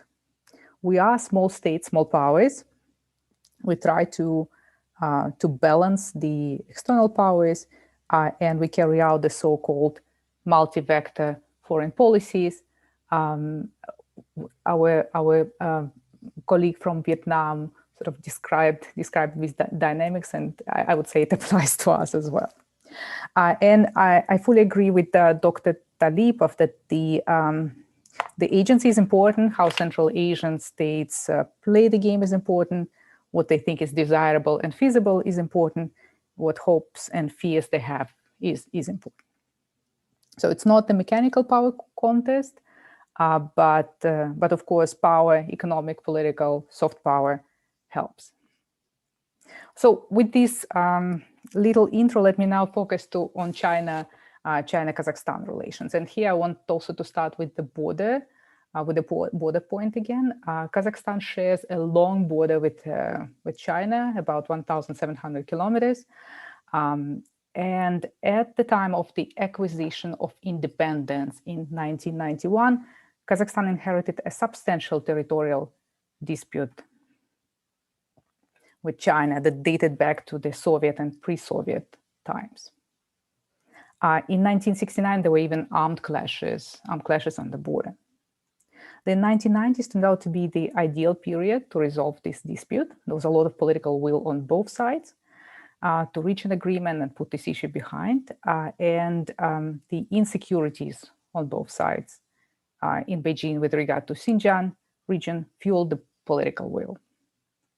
The successful resolution of the territorial dispute with China allowed the newly independent Kazakhstan to open up and pursue cooperation with the great eastern neighbor. In the security sphere, they co-founded the Shanghai Cooperation Organization and also less-known Conference on Interaction and Confidence Building Measures in Asia, CECID, that was modeled after the the OSCE. They share perspectives and approaches, both in the areas of traditional and non-traditional security challenges. Both practice state-centric security approaches and have strong stances on separatism. Both sides put considerable effort into the political dialogue, and we see that top leadership meetings and ministerial level consultations are regular. The economic cooperation is particularly important. Kazakhstan is enthusiastic member participant of China's Belt and Road Initiative that has been mentioned already. The government adopted a series of policies and plans to link the country's development to China's mega initiative. The most important of them being the Nurly-Zhol new economic policy. Well, Nurly-Zhol, if you translate it from Kazakh, would be bright path. This program is aimed at developing domestic infrastructure. It was adopted in 2014, so right after the announcement of the BRI. And we see this trend across Central Asia. So China quite successfully positioned itself as the leader in co-development. Russia has a lot of leverage in the region, but it cannot offer what China is offering. It is not accidental that the initiative was first announced by President Xi in Kazakhstan's capital, Astana, which is now Nur-Sultan. Kazakhstan is most interested in fostering different types of connectivity and becoming part of the East-West economic corridors. In fact, it had been investing heavily in modernizing and building new transport infrastructure and integrating in global markets since it acquired independence. The biggest China-Kazakhstan connectivity projects, such as Kazakhstan-China Railway connection, West Kazakhstan Highway, Kazakhstan-China oil pipeline, and also Central Asia-China gas pipeline passing through Kazakhstan, had been built prior to 2013. So China launching the BRI was drawing on these developments in the region that had been already in place and funded by different actors, including the EU, World Bank, ADB, JICA, COICA, USAID. So fostering connectivity in Central Asia and Eurasia was a collective effort in which China played an important role, but the BRI announcement put the limelight on China, somewhat at the expense of others. Now the EU talks about its own approach to fostering Europe-Asia connectivity. It adopted a special strategy for that in 2018, but it's not clear what will actually happen on the ground. The same goes for the US, that is formulating its approach. We'll see how that will shape up. Japan and South Korea are important actors in the connectivity, also fostering connectivity and building infrastructure. To sum it up, China sees in Kazakhstan a reliable, dynamic, and fairly capable partner, and Kazakhstan sees China as a source of investments, technologies, advanced technologies, renewable energy, digital, and others, and a hugely attractive next-door market. However, we should also note that China-Kazakhstan cooperation has its obstacles and problems, and the biggest, in my view, is fear and shortage of trust on the Kazakh side. There is a sense that there is a major power imbalance between the countries, and Kazakhstan is growing increasingly dependent on its neighbor and can gradually lose its sovereignty and independence. While Chinese loans constitute about 12% of external public debt, which is not high, there are demands voiced against taking more loans from China. There are fears that the territorial dispute resolved in the 90s could be revisited in the future if the nationalism in China continues to rise. And the Kazakh society reacts very nervously to any reports mentioning that China considers part of Kazakhstan's territory lost as a result of the unequal treaties with Russia. There are other concerns, including irrational and xenophobic. A prominent example of these fears and concerns negatively affecting the promising agricultural cooperation was the failure of Kazakhstan's government to amend legislation on land relations in 2016.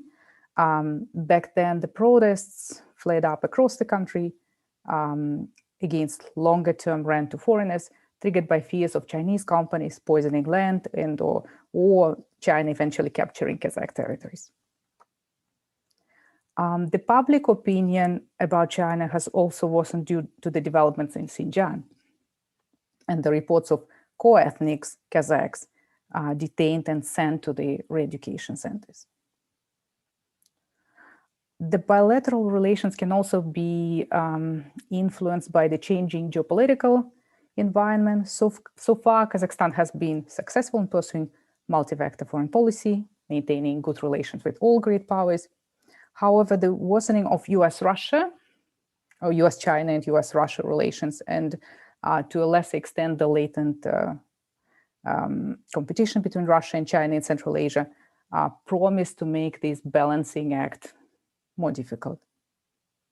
We're also now not sure how the US withdrawal from Afghanistan will affect the US policies in the region and consequently the geopolitical scene.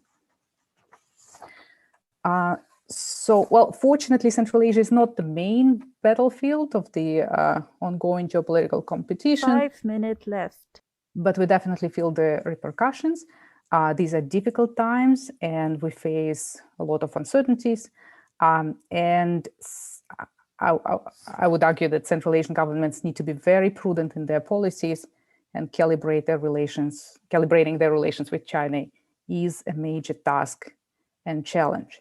And definitely our countries would benefit from the diffusion, this partial diffusion of rivalries between big partners and and efforts to build common agendas as proposed by Dr. Kawashima here. Thank you very much. Okay, thank you so much for your presentation. So you are on the timeline. Time zone. U.S. Eastern Time. Yes. So it will be it's almost 2 a.m. Yes. Oh, yeah. Thank you for your participation, and in such a different time zone. So it's a pleasure. Yeah, sure. So we just finished all of the presentations of our 6 participants, and there are so many interesting points, and also I found there are different perspectives, and mostly because we are on a different sides of the China, so maybe there are some similarities among the 3 East Asian countries, and there are also some similarities between Kazakhstan and Iran. And Vietnam is in between, and as Dr. Pham, Pham Chong Minh, and talk about. So maybe let's begin with some of my comments, and I think it's a very interesting point. It's raised by. It's raised by Dr. Shin Kawashima, and as far as I understand, as far as I know, you pointed out it's a very interesting point that when Japanese perception of China had already been negative, even before COVID-19. It's almost a 90% negative rating, but still, most of the Japanese people, they consider Japan-China relation is important, right? And I also, and I think we can find a similar public perception among Koreans. And also maybe among the Vietnamese people have the same idea. And because Professor Pham Chong Minh, he talked about China is the #1 trading country of Vietnam, but it does not correspond to the similar positive rating, perception among the Vietnamese people. So maybe we have some talk about this kind of a dissonance between the economic importance and the public negative perception, and also maybe we can consider Dr. Nargis Kassenova's. I mean, you use the expression that there are some public concerns and some of them are irrational and xenophobic. So in other words, there may be some very rational and reasonable public concern about China, and some concerns are irrational and xenophobic. So maybe we can begin with that kind of a idea. Now, what are the public concerns that can be justified? And what are the public concerns as a simply xenophobic and irrational, something like that? And why is that then?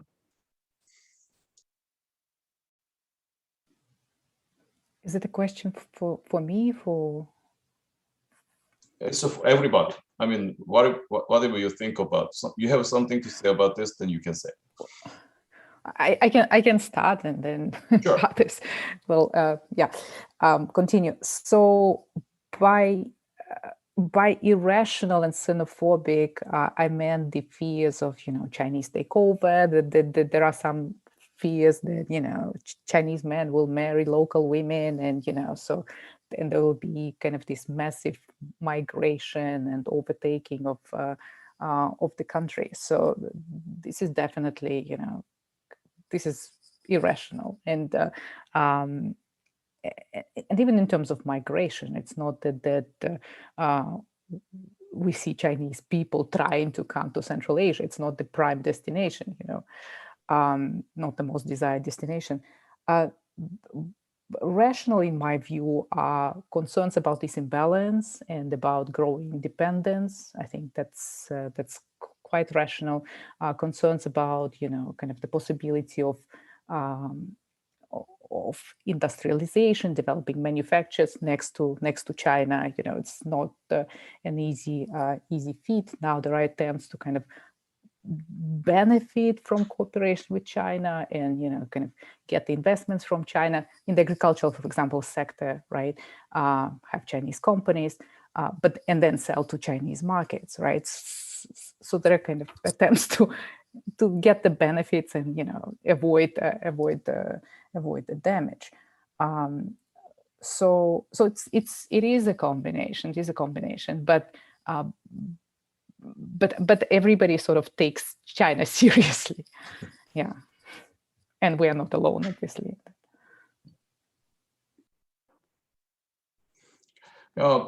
Actually, I raised that question because I mean, I have that kind of observation that, I mean, it's based on that's also related to Professor Kawashima comments on the nationalization of discourses on internet, and it's very ironic to me because people they express their concerns, or either it's irrational or rational, or justifiable or unjustifiable.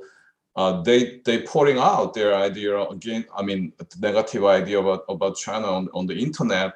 Why they using laptops and the keyboards and computers made in China? So that's very ironic, but that's a real situation. So maybe we have something to talk about this. I mean, not simply talk about we should respect the Chinese workers and they made such kind of great product with such a low wage.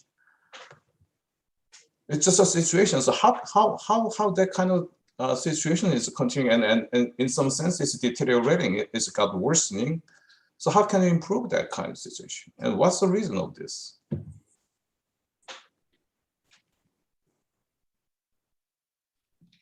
Yeah, sure. It's possible that the real exchange decreased. Is a big point. For example, between Japan and China, yes, before COVID-19, every year, so many Chinese tourists came to Japan, and they sent so many positive messages towards Chinese internet society, actually. So for the expansion of the Chinese tourism towards Japan, before that, the actually Chinese so-called formal propaganda was prevailing towards the internet society. But after the expansion of the tourism Chinese towards Japan, that caused the positive atmosphere. Okay. However, because of the COVID-19, yes, such a real exchange was stopped. It's one reason, I think. Yeah, sure. Any comments on these topics? And I completely agree with the Dr. Shin Kawashima's idea on this. This is a very I mean, a kind of a dangerous situation, because and you said that now we can see that mainly due to the COVID-19, I mean, the real encounter among the countries, I mean, just I mean, virtually stopped, while all the internet messages, and many of them is right-wing inspired by the right-wing something, and it's just a flooding with our daily lives. So I think it's a real problem. And the Dr. Dong Zhaohua, and you talk about the possibilities of improvement of this kind of situation through that kind of exchanging program among the college students. I mean, that's what exactly the Dr. Kawashima Shin talk about, the real encounter. But now it's a very I mean, we cannot expect that kind of such an early recover of that kind of a situation. So I think that's what you should think about, the possibilities and limits of that. Yeah, exactly. I can agree with you more.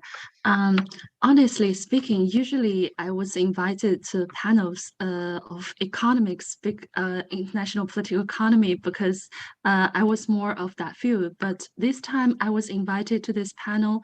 I'm here to speak not as a scholar, but as a practitioner. But I'm very happy because I think that is very important. Since 2010, I was involved in the international programs at our school. And since 2018, I took charge of all the international programs. And things changed a lot after COVID-19, because I think this is not only the challenge for China, but it's also the challenge for the world. As I have mentioned earlier, if we stop this real encounter and have to rely on this second-hand sources, it is more easily to be political influenced, and it's more easily to be emotionally stimulated. And nowadays, this concept of information cocoons is very popular, because if you stay in this information cocoon, then like this big data tends to Twitter you or WeChat you like only similar ideas. So it is very easy that like your own idea will be strengthened, because you can only see the ideas that is similar as you. So it is very dangerous to my thinking. But as a practitioner at the front line of international communication, I think one bright side is that not recently, I think the international programs at PKU, especially this year, we received the most applicants around the globe. I mean, not only from Asia or East Asia, but from around the globe, from Europe, from the US, from Latin America, from Australia even, and they are curious to know China, and from Germany, from Turkey. So I'm very happy that these young people, they got to know China not from media, but from more deep insights. So they want to come to China, even through online teaching. They want to see the country by themselves. So I think, echoing what Professor Kawashima has said, they believe that because they realize the significance of the bilateral ties between their own country and China. So no matter what the image is, they want to know for themselves. So I think, especially the peak this year, I think it really encouraged me that the COVID-19 will not stop or overturn everything. We can still see the bright side of the younger generation. Thank you. Okay. Okay. Professor Ali Fathollah-Nejad, may I ask your some comments on the if there's any change among the Iranian public on the increasing influx of the Chinese product into the Iranian market or not? I mean, you briefly talk about there's some sort of the growing concern among the Iranian people that, and you imply that there may be some sort of the public concern on the. I mean, I don't know whether it's a real or imagined, but some kind of a market disturbance caused by the cheap Chinese product into Iran. Yes, changes on the public perceptions on Iran on the Iranian side on toward China.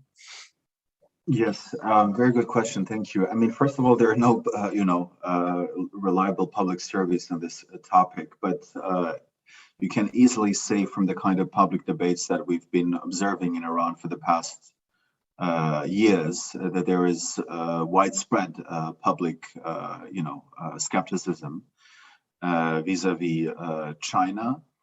There has been this coronavirus incident. There has also been the production of bitcoins in Iran, which led to an electricity cutoff, a few months ago.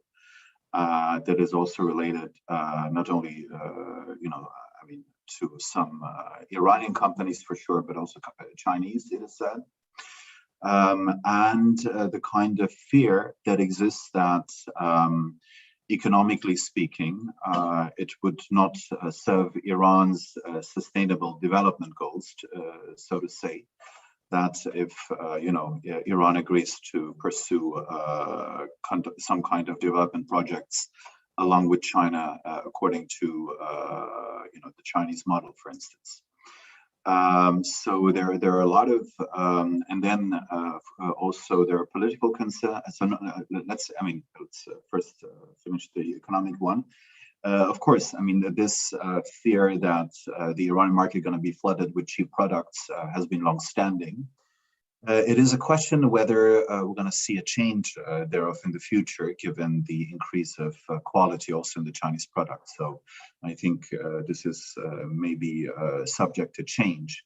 But what is probably not very much subject to change is the kind of political skepticism that exists for many Iranians in terms of an autocratic alliance that could, save the regime against unprecedented public pressure that the regime has been facing over the last few years. And then, of course, there are also concerns whether, in terms of realpolitik, whether you can rely on China really in international relations when it comes to support against Western pressure. And as I indicated, the dynamics, the analytical dynamics are very much, of course, to the favor of China. And Iran is more or less an observer to this kind of game here. This is why it is very much, there are elements in Iran that are very much willing to concede, beyond what could be framed as a national interest in terms of closer cooperation with China. So yes, I think this is quite. The authorities hope in Iran that the China link will be a safety belt against any kind of regime change coming from within.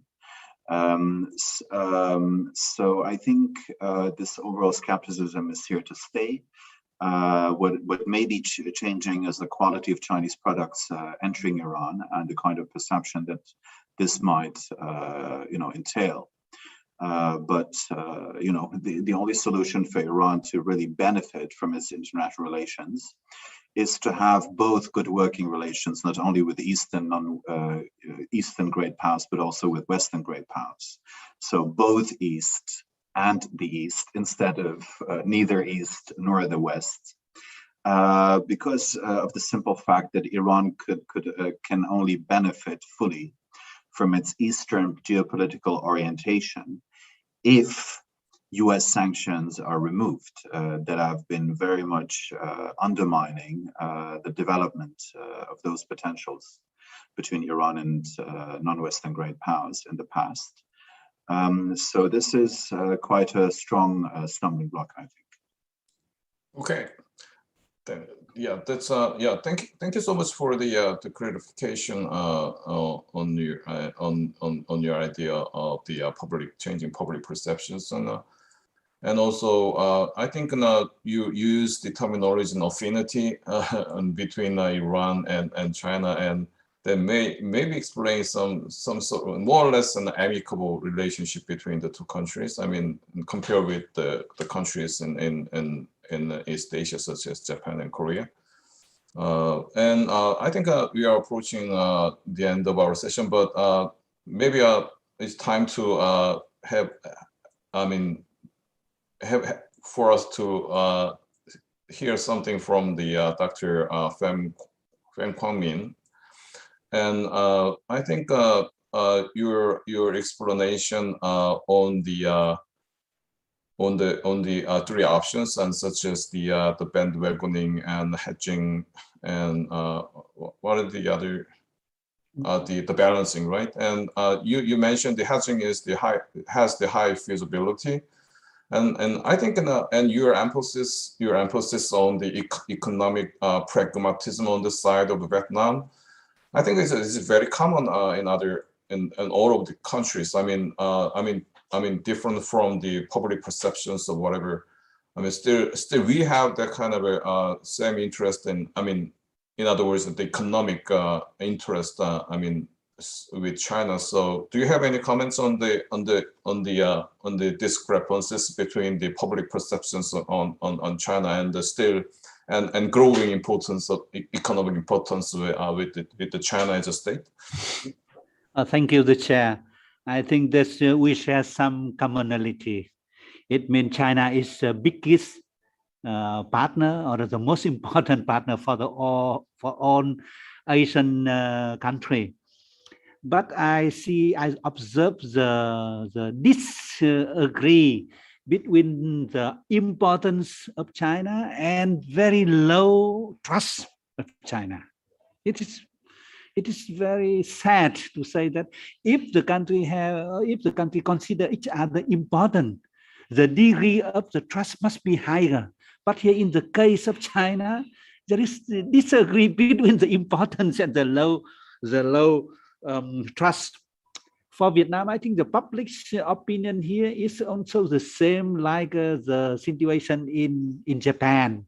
It means the trust is low, but the relationship is very close between China and Vietnam. So I think the most important solution is maybe to have a pay to the confidence building measure, okay, CBS.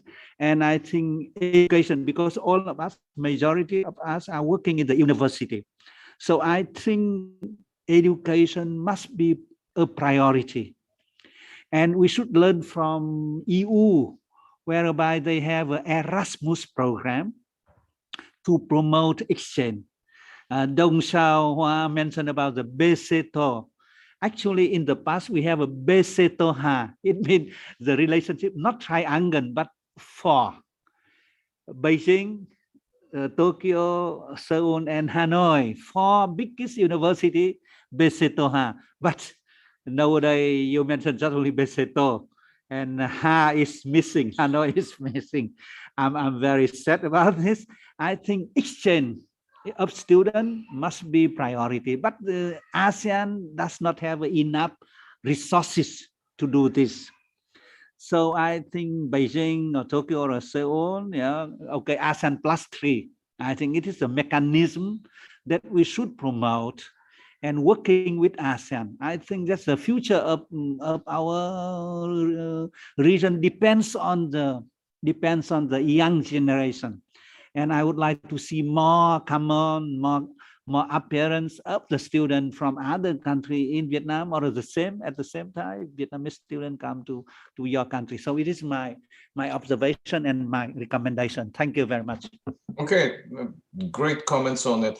And I think it's very important. I mean, because everyone, the participants of this session, and they commonly pointed out that it's very alarming that we can see the growing negative ratings against China among the young generations. But also, it's very important to improve the perceptions among the young generations in order to build a kind of a better relationship with China. So that's a very good point, and that's what exactly the Dr. Kawashima also pointed out. And that's the great crisis, and also at the same time the great the potential for the improvement in the future. Thank you. Okay, sure. Actually, our time is up, and I just realized that we didn't give the chance for talking to the Dr. Seo. Dr. Seo, do you have any comments on our discussion today, or? No, I don't have any question, but I'd like to say one thing is that the reason why the organizing committee named this conference as the dialogue between Asia and China is that we think we have a lot of things to have a conversation with China, but actually China is one of Asia. So we constitute Asia together. And I think this platform, this kind of conversation, we need to develop, and we have to meet much more. Then I think this conference works. I'm so grateful. Thank you. Yeah, thank you so much. And yeah, I also completely agree with you. And it is not the end of the session, but it's just the beginning of the great conversations with one another. So, Dr. Minh, do you have you raised your hand? This one. Okay. Do you have something? Okay. So this is the end of the session, and thank you so much for your participation from different regions of the world, from the different time zones. And I hope to continue our conversation in the future. So thank you so much for your participation. Thank you. Okay. Thank you so much. Thank you. Thank you so much.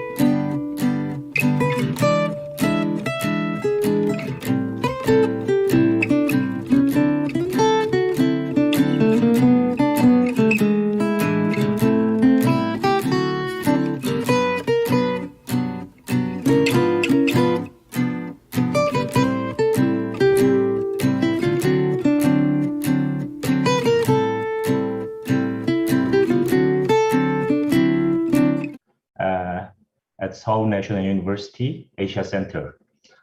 This wrap-up session will be held in the form of a roundtable. So I think you don't need to make any presentation, just share your opinions freely. And we will first review the discussions in the previous 3 sessions, and then have more in-depth and free conversations. Now, we will first have some time to review the main discussion points of the previous 3 sessions. Thankfully, the chairs of the sessions took the time to prepare for this review, and Professor Jaesok Kim, the chair of the last session, will summarize the main points of the session 1 and 3.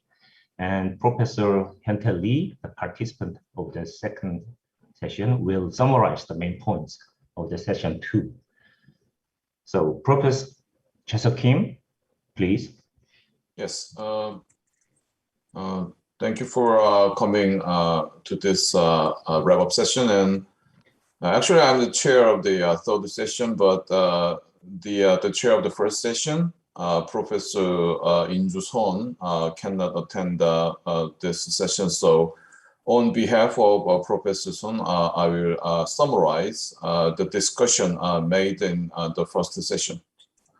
So, as you can see in the program, the first session was about the U.S.-China rivalry and strategies of Asia. So in the session, there were a total 6 participants. So the first presenter, Professor Seung-ju Lee, he argued that Korea's policy towards China is under the triple pressure, and it is represented by changes in the bilateral economic relations, structural changes in the global economic order, and the U.S.-China strategic competition. So, and Professor Lee also noted that Korea's policy toward China faces the dire, he said the dire reality of worsening public opinion vis-a-vis China. And he argued that since young people's perceptions of China can have a significant impact on the future of bilateral relationships between Korea and China, so it is very important to make systematic efforts to improve the public perception, especially among the young people. And the second participant, Dr. Gui Yong-tao from Beijing University, he claimed that whether the Asia-Pacific region is heading toward deepening economic interdependence or intensifying geopolitical competition will not be solely determined by American and Chinese strategies. So Professor Gui insisted that how other countries respond to such political and economic trends will have significant impact on the characteristics of the evolving new regional order. So inclusive multilateralism rather than exclusive alliances should be the guiding approach to reinvigorate regional integration and mitigate, and at the same time, mitigate conflict risks. And the third participant, Dr. Akio Takahara from the University of Tokyo, pointed out that China's rise is ambiguous. I'm not sure why use this expression. Anyway, the China's rise is ambiguous, and said Japan benefits from China's economic rise, and Japan has been most supportive of China's development. Not now, but before, maybe during the 50s and 60s. And at the same time, however, there are many cases of China's economic coercion. He said economic coercion. So Japanese are also troubled by China's military rise. So Professor Dr. Takahara believes that the two-pronged approach of competition and cooperation, so the two approaches of competition and cooperation will continue and in relationship to China. So to maintain the balance, will be increasing the balance between the competition and cooperation. So will be increasingly difficult since competition will intensify and cooperation will deepen. So therefore, Dr. Takahara argues that we all must have the wisdom and resilience to persevere and live with this contradiction. And then Professor Mingjiang gave a very brief overview of Singapore and People's Republic of China relations since the 1990s. And he pointed out mutually beneficial outcomes and still very strong momentum in bilateral cooperation. So he also discussed the new emerging challenges and questions such as whether Singapore can continue to be as relevant to China as before, and softer structural differences between China and Singapore, and strategic realignments in the Asia Pacific. And then Dr. Johannes Schleiman from the University of General Ahmad Yani Cimahi, Indonesia. And Dr. Sulaiman, he argues that Asian countries don't want to pick between China's economic benefits versus the United States security guarantee. And he argues that Indonesia also does not want any power to gain influence in the region, as it will threaten Indonesia's security interests. So according to Dr. Sulaiman's view, Indonesia prefers China to curb its aggressiveness, especially in South China Sea, to prevent conflict with the United States, to behave peacefully, increasing cooperation with Southeast Asian countries. And the last participants of this session was Dr. Fathollah-Nejad from Uzbekistan. And Dr. Tolipov claimed that global competition between China and the US can put countries like Uzbekistan and other Central Asian countries in a very delicate situation. So, for example, maneuvering between and cooperation with them. So he pointed out that if the United States was a traditional player in this process, China got involved in it only in the aftermath of the collapse of the Soviet Union.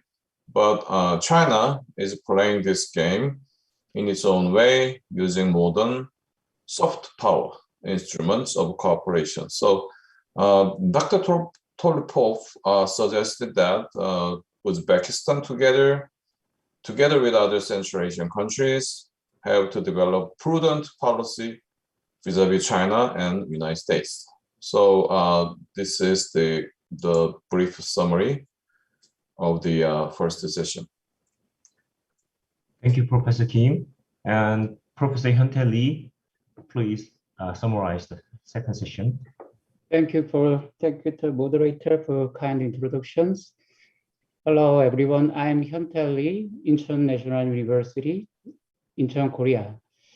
The moderator of session 2 was Professor Kun Lee, Seoul National University, but unfortunately, he seems to be too busy to join today. So on behalf of him, I'd like to give you a rough summary of session 2. First of all, the session 2 was very, very interesting. The presenters from 6 Asian countries, including Korea, China, and Vietnam, India, Pakistan, and Indonesia gave useful opinion on the economic relationships between China and Asian countries, especially on Belt and Road initiative focus.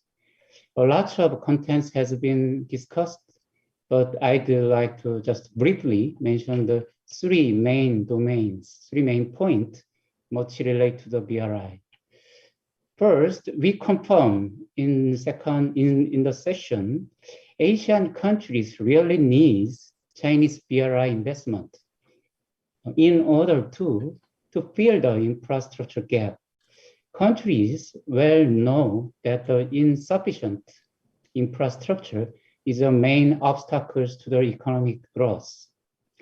Therefore, each country welcomes China's BRI investment and hope to improve and deepen their economic tie with China via the BRI.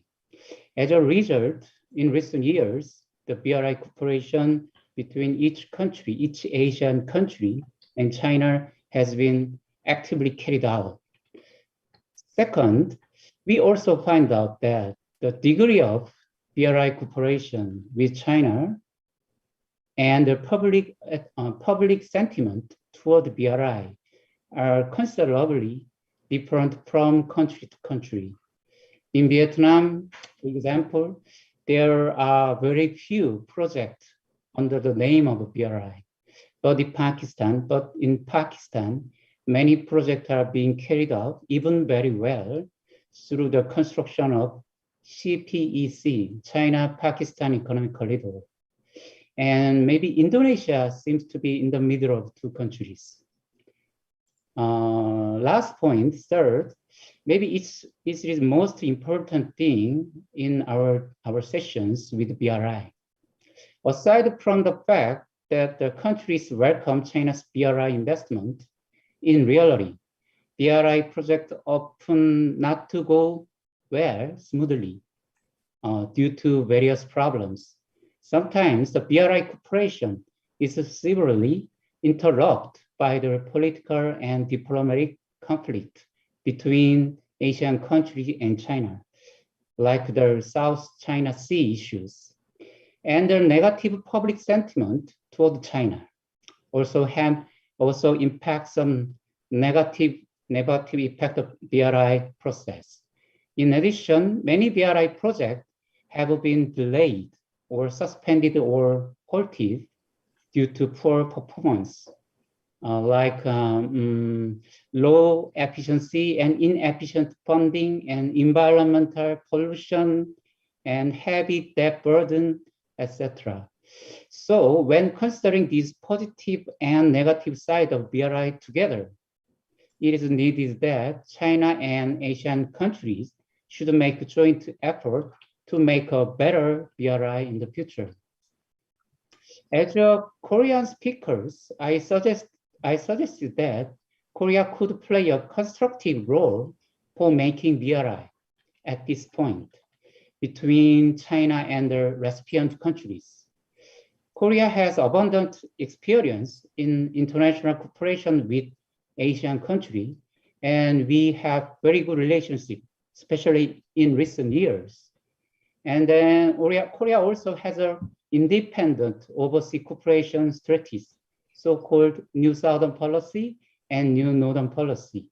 And also Korean's corporation company, construction company, are very familiar with international standard and norm in global infrastructure construction. In the future, BRI should match with international norm, like strengthening the business openness and the profitability or transparency and eco-friendly, and finally help to increase local employment and strengthen the capability of host countries. So we need an international effort to monitor this process, and also it is necessary as well to create a monitoring system at the local level. Okay, it's time to end. That's all I'd like to say about session 2. Thank you for listening. Thank you, Professor Lee. And for the final session, Professor Kim. Yes. Yes, please. Sure. Again, so I'm the original chair of the third session, and I'm trying hard to briefly summarize what have been discussed in this session. And we have 6 participants, and our panel was organized under the following 3 questions. So the first one is how two Asian countries and China perceive each other. And the second question is what prevents us from building stable, friendly relations in Asia. And the third was how can we build desirable relations in this region. So as you can see in the program, this session has 6 participants and 3 from the East Asian countries, I mean, such as China, Japan, and Korea, and 2 from Central Asia, so such as the Iran and Kazakhstan, and the other one, the remaining one is from Vietnam. So I think that we can see some different perspectives based on the region. So, but also there are some similarities. So first, in the session, we discussed the current public view on China and how they have been changed over time. So in the case of Korea and Japan, both participants, they pointed out that during in the case of Japan, during the 50s and 60s, the public view on China was highly positive. So at some point it was up to 80%. So it is, but now the negative public, the negative view of the public on China is about 90%, and we can see the similar changes, over time in Korea. So now we can see the negative public view on Korea is on increasing. So and then we talk about then how can you explain such kind of a negative view and what caused such kind of negativity among the publics in both countries. And for example, in Korea, Dr. Seo Jung-kyung pointed out such as the China's economic retaliation during the third crisis, and the Korean concern about the growing Sinocentrism, Zhonghua or Chinese nationalism, and the China's massive commemorations of the Korean War. And we can see the kind of the examples in the recent movies such as Jang Jin-ho, and the culture war, so so-called culture war over kimchi or hanbok, and you know the famous the Dongbuk Gongjeong, Dongbei Gongcheon. So and that in total that contributed to the growing negative view among the Korean public. And so and then we talk about and then the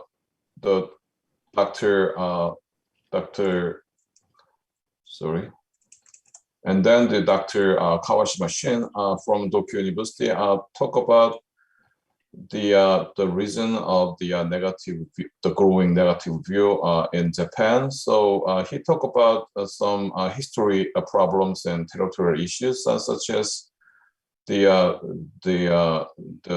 Diaoyu or Senkaku Islands. But both of the presenters and all of the participants of the session commonly pointed out there is a very alarming trend, and today, on the one hand, there is the patriotic or right-wing discourses and the widespreading mostly on internet, and that actually has been accelerated under the COVID-19 pandemic. While there isn't the drastic decrease of direct exchange, such as tourism or conferences like this, So that these two trends actually contributed to the further deterioration in the public perceptions on China. And then on the Central Asia, Dr. Nargis Kassenova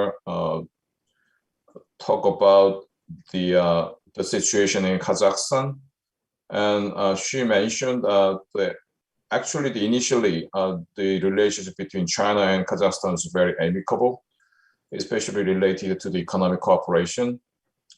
But recently, there have been some deterioration, especially among the public, due to the such as the territorial disputes or the long-term agricultural rent to foreigners, especially China. So that kind of changes could actually incur some public fear. And some of the fears are irrational and xenophobic, but maybe some of the fears can be justifiable.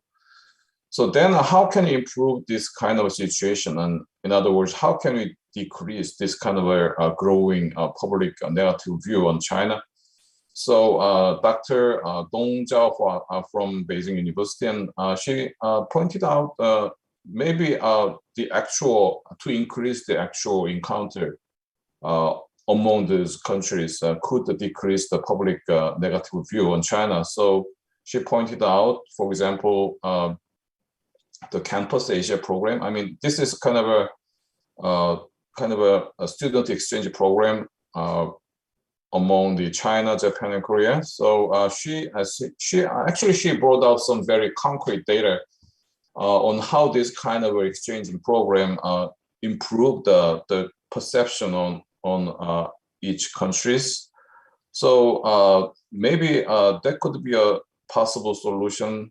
Maybe not the best solution, maybe, but that could actually meaningfully decrease that kind of a public misconception or public misunderstanding of China or bilateral misunderstanding in the region. So that was the summary of the session. Thank you, Professor Kim. Okay, based upon these discussions, now we will proceed with the more specific and practical discussions. For this session, we have many distinguished speakers. Professor Hankwon Kim, Korea National Diplomatic Academy, Korea, and Professor Tiejun Yu, Peking University, China. Professor Mingjiang Lee, Nanyang Tech University, Singapore. Professor Abby Fitriani, University of Indonesia, and Professor Nargis Kassenova, KIMEP University, Kazakhstan, and Professor Fathollah-Nejad, Non-Governmental Research Institute, Bilim, Karboni, Uzbekistan, and Professor Hankwon, Seoul National University Asia Center, and Professor Jeong Seoul National University Asia Center, and Professor Saddam Hussein. Are you here? Okay, right. Yeah, Professor Saddam Hussein, Pakistan Institute of Development Economics, and finally Professor Jeong, China Academy of Social Science, China, and besides Professor Mirza Zulfiqar, Institute of Chinese Studies, Delhi, India, and Zhaohua, Peking University. Maybe I missed some participants, but anyway, we'll proceed our discussions. The organizing committee of the conference has already asked some questions to the participants of the session in advance, so that we may have more in-depth and constructive conversations. The first question is, from the perspective of politics, diplomacy, or security, what is the most difficult challenges for Asian countries to build constructive relations with China, and what we should do to address these various challenging issues? Whether it is an issue related to the bilateral relations or regional order from the standpoint of an individual country. Please do not limit the scope and express your opinions freely. Regarding this question, I'd like Professor Hankwon, Professor Mingjiang Lee, Professor Abby Fitriani, Professor Tolipov, Professor Hankwon Kim to speak up. Then Professor Tiejun Yu will respond. Every speaker has only 4 minutes. Please adhere to the time limit so that we may hear more people's opinions, okay? Professor Quang, please. Right, thank you. Learned a lot for the past 2 days, and I wish I could have joined, had been able to join more fully. Anyway, regarding the first question, by the way, I'm not a specialist in international affairs. I'm an social anthropologist by vocation, but I regard international society as an extension of general notion of society, and that's all I can do. As to the first question, it seems that overall, the most challenging question interacts with the concept of balance of power. And then there is a balance of power between 2 great powers within the region and beyond. And as for those in between who dwell in between space, as if you like, between these 2 powers, there is an impending question of how to balance the existence in between this rising, escalating, and aggressive balance of power politics between the 2 great powers. So, and then I think most participants seem to agree on the importance of carefully balancing between the great powers in their escalating balance of power politics. And it's related to the first phenomenon. The equally challenging question is how to coordinate among the middle level and small powers, or those in between space, to coordinate their balancing strategies. And if I have 1 minute, I would like to, in response to, in addition to what was spoken of in the 3rd session, the Korea's existence within this in-between space, and in interaction with Johannes Suleiman's talk in 1st session, and Professor Pham Quang-Min's talk on 2nd session, I think, is that I would like to point out that Korea takes up a particularly critical position in this in-between space. And the notable event was the Korean War, which was not fully raised during the previous sessions, whereas the other events of major warfare were mentioned during the sessions, and then the sheer fact that Korean Peninsula constitutes a single space in modern history where young men from the United States and not so young men from China literally took each other's life, and it is one issue 30 seconds left. Right. I feel very committed to in terms of managing this historical fact creatively so that this doesn't get out of proportion in the future development. Thank you. Thank you, Professor Quang. I'm impressed that you emphasized the middle power coordination is a very important basis for the future of Asia. And next, Professor Mingjiang Lee, please. Okay, yeah, thank you very much. Chair, Professor Shin, and good afternoon, everyone. It's really good to see all of you. My short response to this question is that I believe the most challenging and most fundamental issue for regional politics and security is really territorial disputes. In Asia, in East Asia, we have quite a number of them. The territorial disputes between South Korea, Japan, the maritime dispute in China, South Korea. Of course, many people will not include Taiwan as a regional territorial dispute issue, but you have also China-Japan territorial disputes, maritime disputes, and the whole issue of South China Sea disputes. So I will identify this, set of territorial maritime disputes as the most challenging, most difficult, and most important issue that we need really to find some innovative, some effective ways to mitigate these tensions and avoid conflicts. Now, I have a specific suggestion. I think, a lot of people have been talking about 21st century being Asia's century. A lot of people talk about Asia rising, Asia and Asian countries, Asian societies become more and more prosperous. But I think we're really at a point when all these positive views, all positive prospects for Asia are at a crossroads.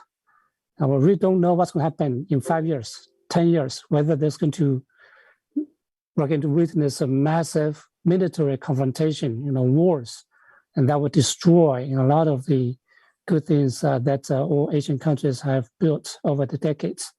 So I would say that now it's time for Asian countries, including China, to come together and try to find and build mechanisms that would be based on some principles that would also embody these principles. For instance, sharing sovereignty, sharing management, and sharing benefits. So this three sharing proposal is something that I wanted to suggest this afternoon. For these territorial maritime disputes, we understand, right? They are very sensitive, and no party is going to back down. No country is going to give up, on those positions and their sense of entitlement. The only way is to share, right? Think about this. How much does you really get additional welfare you really get if you get control of a bunch of rocks and small islands in the ocean, in the sea, for the average population, for the average person? Almost nothing. It's just really a sentiment, right? It's an emotion. It's a mentality that this is my territory. It's sacred. It's sacred. It's it's holy. It's national interest. It's fundamental. But we know that a lot of these things are really imagined. So I would say if countries in the region can really find a way to build 30 seconds some left. mechanisms that would reflect, sharing of sovereignty, sharing of management, control, and sharing of benefits, if there are benefits at all coming out of this, disputed territories or disputed maritime areas, it will be fantastic. Whole region will see much stronger prospect and possibility of long-term peace and prosperity. Thank you very much. Your time is up. Thank you. Thank you. Right on time. I agree that finding a way to resolve territorial dispute wisely is very important for the future of Asia, especially efforts needed to find joint mechanism or common mechanism for solving problems. Thank you, Professor Mingjiang Lee. And then Professor Abby Fitriani. Thank you for the opportunity. I think the most problematic issue is the complexity of the problems that is a combination between global politics, which is already mentioned by Professor Hankwon, but also it is not the only one, it is a combination. So I would prefer to say the complexity, because there are 4 levels of problem. First is the global, at the global politics. The second is a regional dynamics in Southeast Asia and in East Asia. We have seen problems in some flash points in the region. And the third is bilateral difficulties in bilateral relations, like Indonesia and China. We have social and economic problems in the bilateral relations. And the fourth is, and this is interesting, because the fourth, I think, the domestic politics also make it worse, because some of bad politicians really use the issue of China and Chinese as their tools for the short-term political gains. So the combination of these 4 issues, I think, is very critical. It is worse because we don't talk directly. I mean, people don't talk directly. Yes, government to government sometimes have a summit or meetings, but people don't talk. So people usually follow the discourse that has been determined by the government or the media.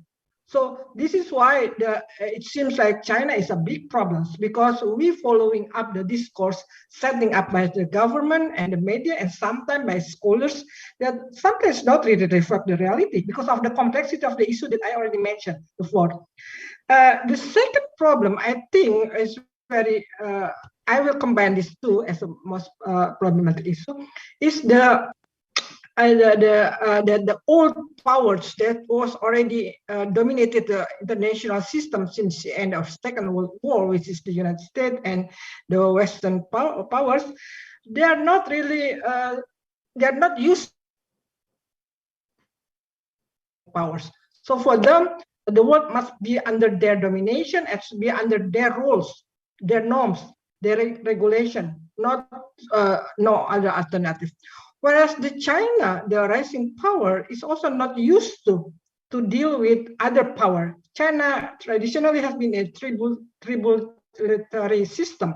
So China thought they are the only powers that everyone is, they are the center of the world. So these two differences perceive each other as the big power, I think, is also the problem. The solution, what can I suggest the solution? For me, the solution is to talk, to push the discourse, not only in a security and economic, but try to make social and cultural relations as more important. Because through social and cultural relations, either direct engagement or through education or through other social engagement, I think we then can learn to each other and do not only follow the discourse setting by the government or the media. And the second, to focus on the young people. Young people have been left behind. They was become the consumer of the discourse by the government and the media. And they are the future. So the young people, China, young people, Indonesia, all over people around the world, I think they need to learn more, to live in the difference with respect to each other. Your time is up. Thank you. Thank you. Yes, yeah, efforts to develop a social cultural relationship and common discourse seem very important. Thank you very much for your opinion. And next we, Professor Tolipov.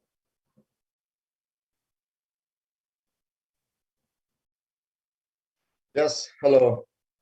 Thank you very much. Let me start. Answering first question, probably I should say that the most challenging or difficult issue for Central Asians, and in particular for my country, for Uzbekistan, is the issue of maneuvering between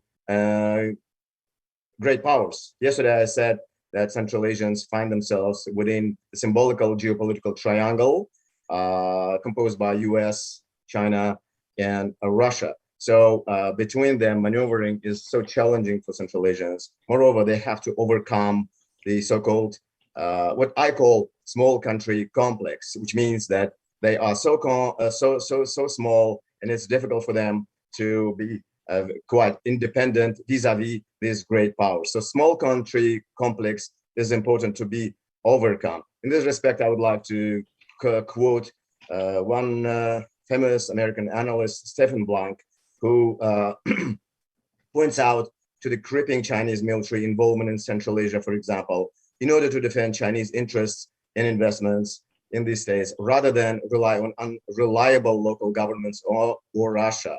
This trend can increase dependence of the Central Asian states on Chinese security umbrella. This is what Stephen Blank predicts, let's say, regarding the future dependence of Uzbekistan or Central Asia in general on China and Chinese presence, including military involvement in the security umbrella on the part of China. Answering the second question, maybe I should say that,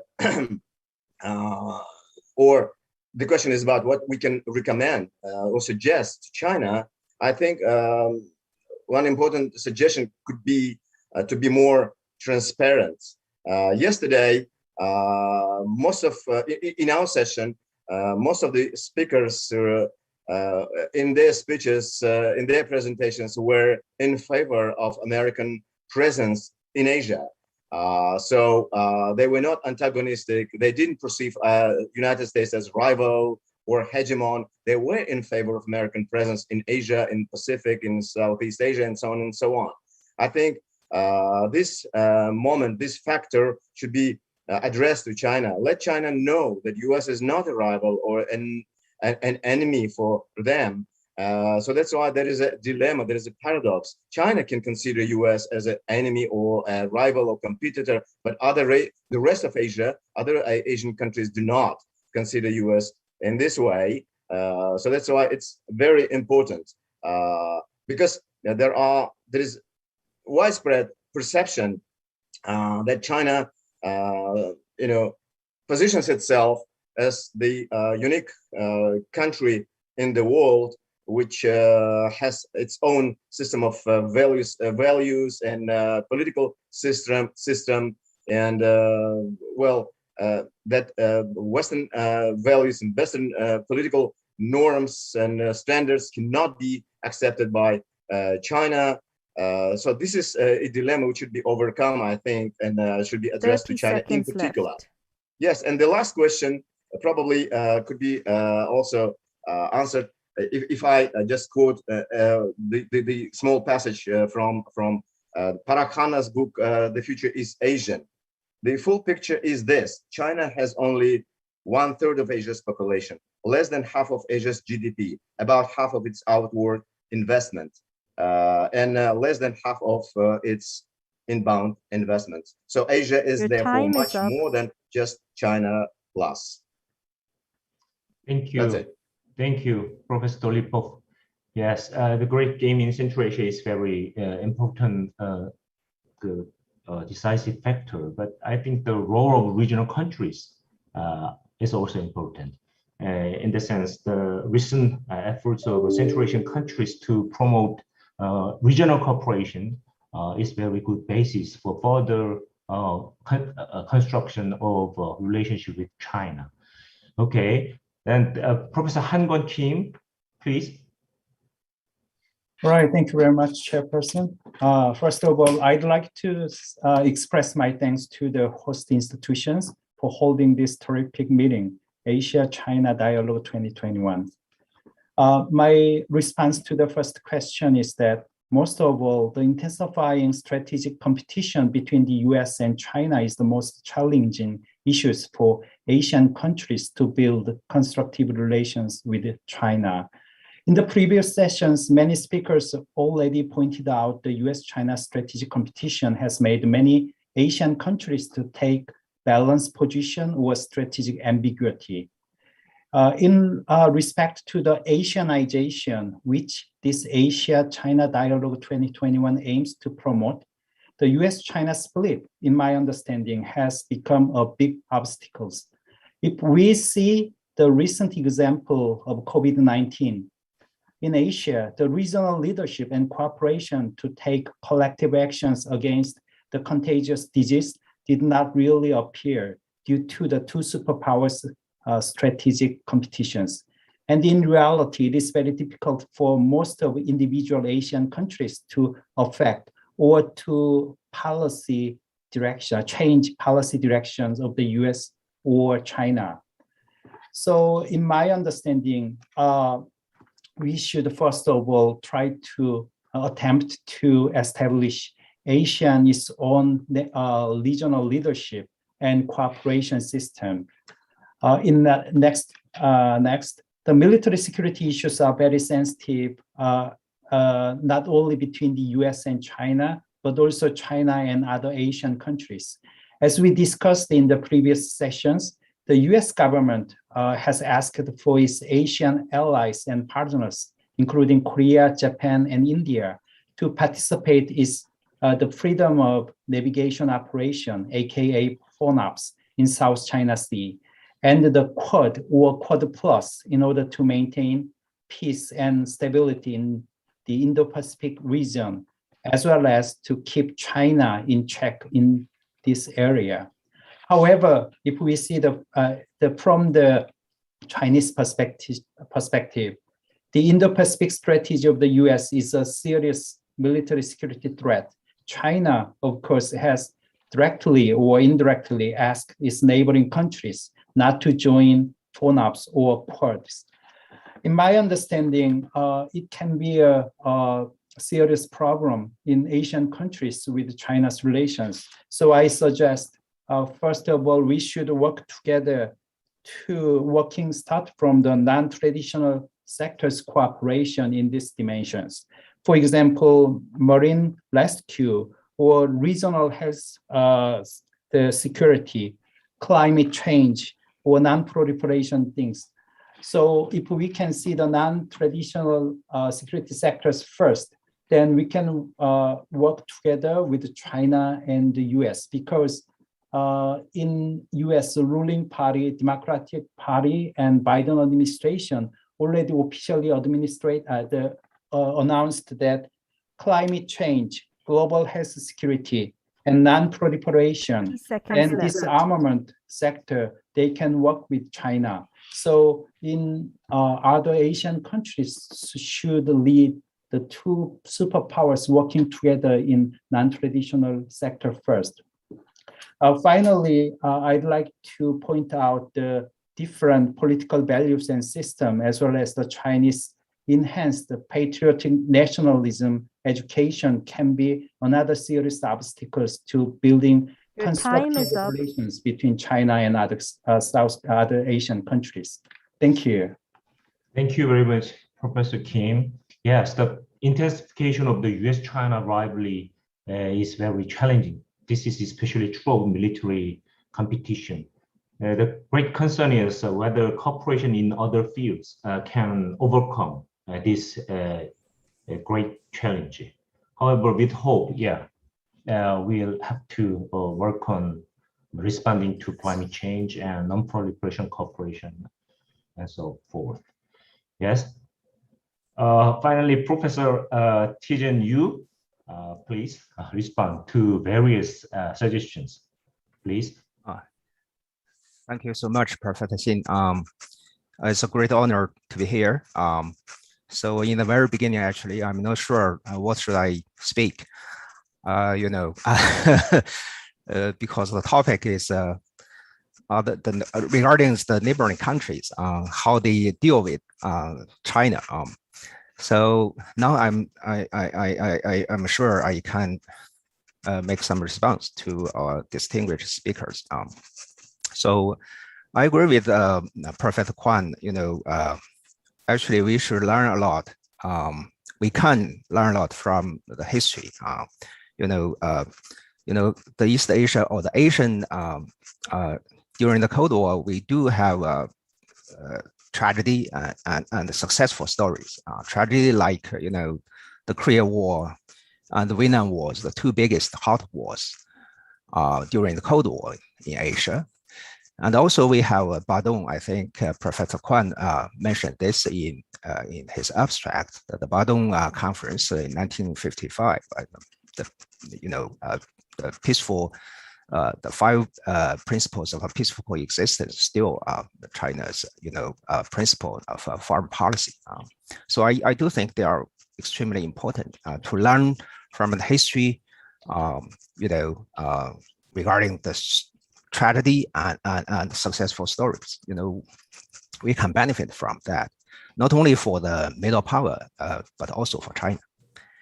So Mingjiang has mentioned, I agree with him. Cannot agree with him more. I think the maritime security issues, the maritime territorial disputes, it's the flashpoint, and the potential conflict we definitely need to deal with, and it's very urgent problems. In order to, we have in the past 3 decades, we have got the prosperity and the stability in this region. Compared with the wars during the Cold War. So it's time. I really agree. He mentioned that we should maybe the 3 sharing, sovereignty management and the benefit. I think this is essentially it's the multilateralism, a true multilateralism, sharing among the neighbors, among the Asian countries in dealing with this very dangerous potential conflict in the maritime domain. Professor Ivy, she mentioned, actually, each country or the leaders in every countries have to deal with the 4 levels, game. It's a quadruple instead of a dual game, actually, globally, regionally, bilaterally, and most importantly, domestic politics. It's the case, especially I think, regarding China's case. China's always is domestic politics, oriented. Many problems maybe arise from Chinese domestic politics and the Israel ties, and maybe not targeting on somebody's or some countries, but the byproduct is that kind of thing. So it's domestic politics. And I also agree with her, solutions. So we should put more emphasis on the social and the cultural, communications instead of security and economy. This hard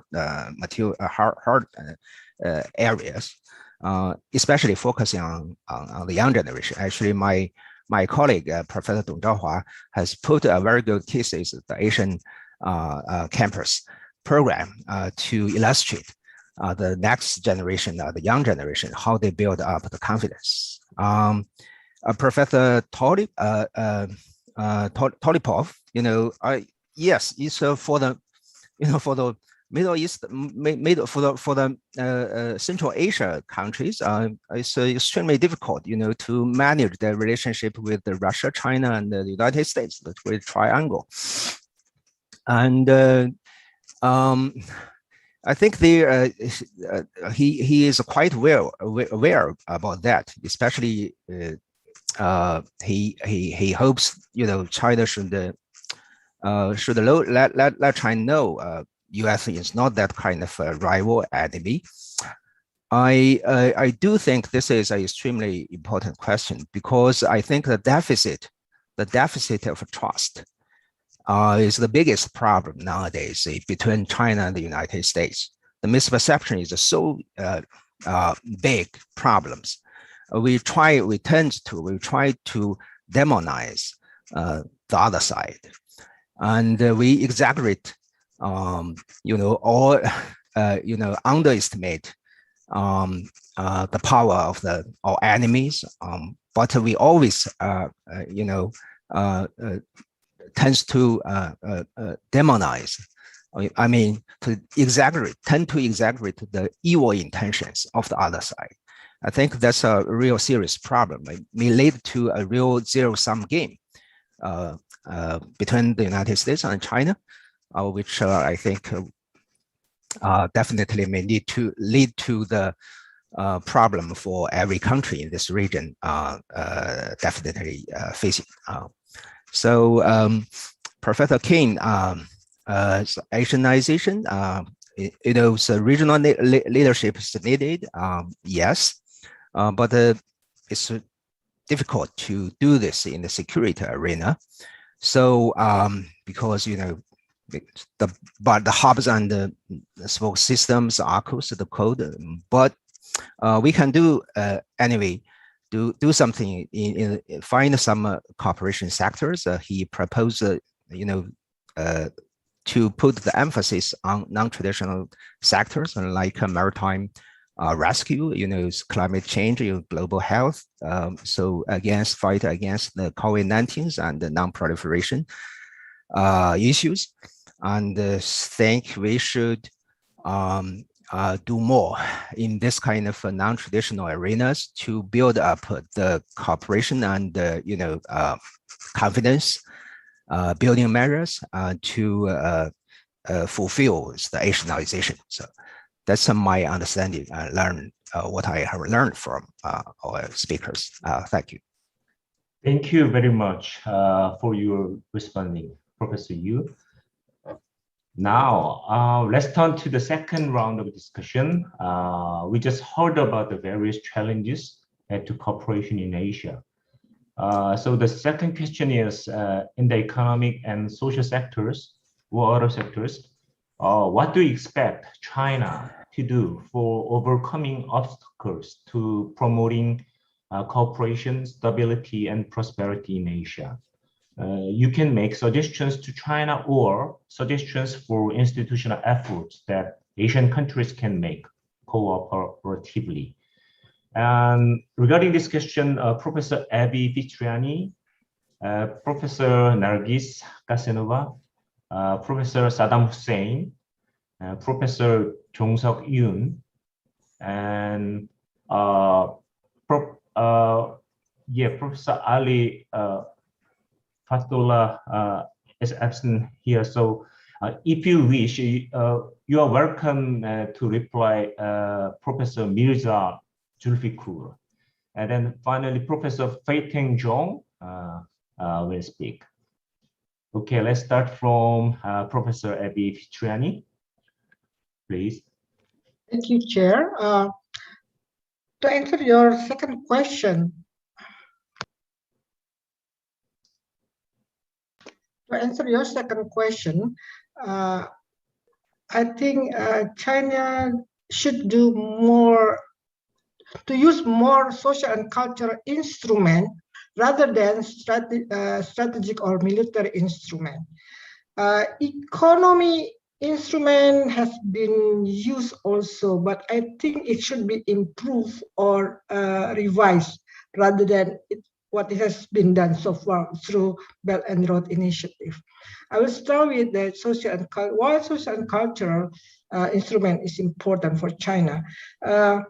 As I already mentioned previously, there have been a lot of misunderstanding about China, and Chinese behavior is also kind of triggers this misperception. But in the past several years, we have seen some of Chinese social and cultural diplomacy, such as scholarship, building Confucius Center, using China International Radio. And in Indonesia, China also has tried to approach Indonesian Muslim and also through art exhibition and cultural delegation. I think they should do more in this sense, and not merely to impose the perception of Chinese superiority, not in that sense, but rather to also appreciate other culture.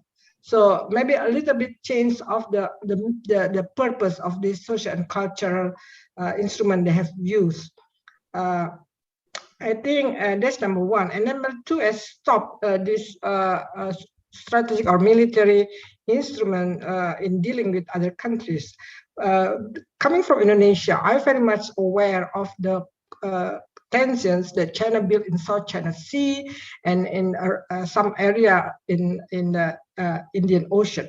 So for Indonesia, it's important for China to slow down or stop the development in the South China Sea.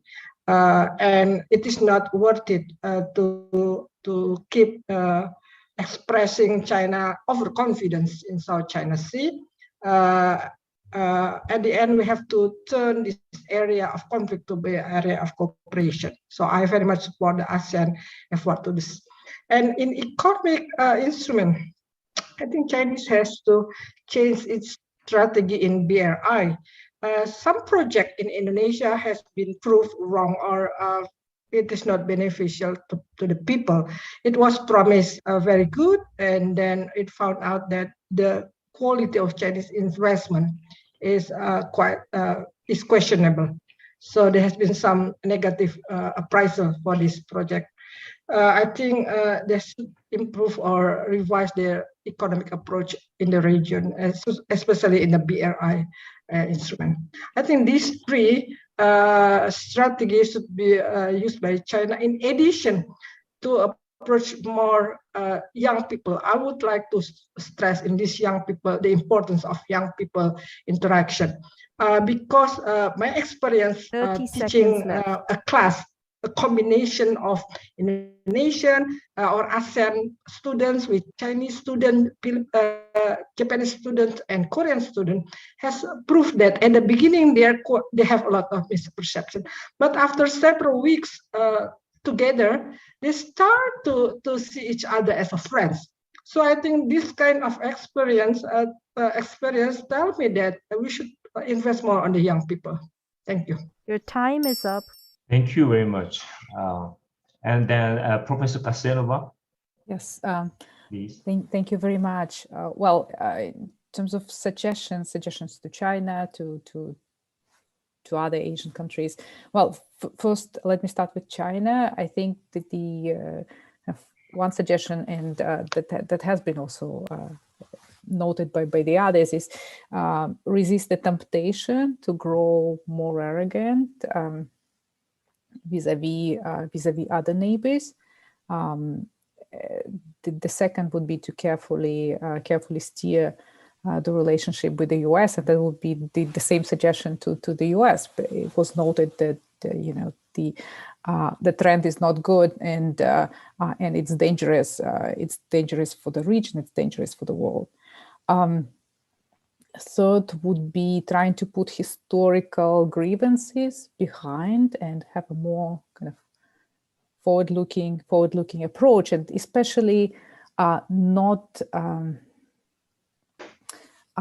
let these grievances feed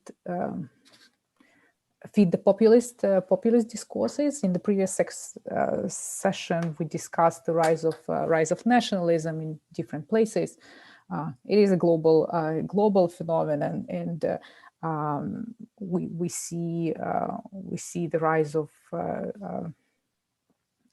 nationalist discourses, xenophobia, and these are not the result of just ignorance. It's not that we can just fix it with exchanges and learning more about each other, because we see that it's also very much linked to domestic politics. Different actors having different agendas and kind of using this for generating support. We see it in the East, we see it in the West. So that's I think that's an important aspect. What was also mentioned in the previous session, I think it's quite important to focus on it's kind of common interest agendas and really emphasize them. And the fifth would be the kind of the coordinated approach. I think it's also a very good point that has been mentioned here,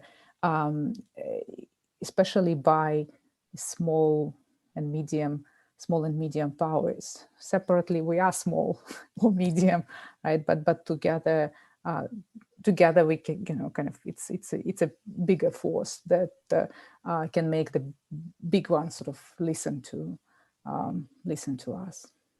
Thank you. Thank you very much. And next, Professor Saddam Hussein.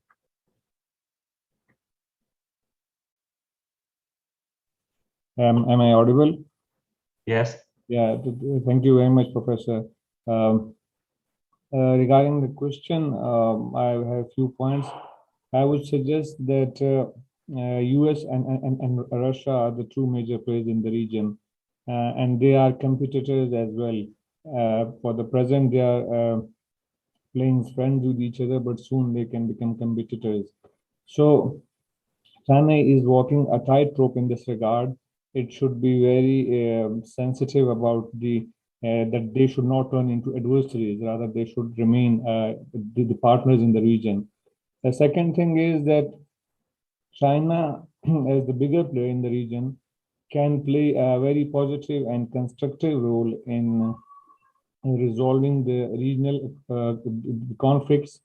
For example, it is playing a positive role in Afghanistan. It can also offer to mediate between India and Pakistan.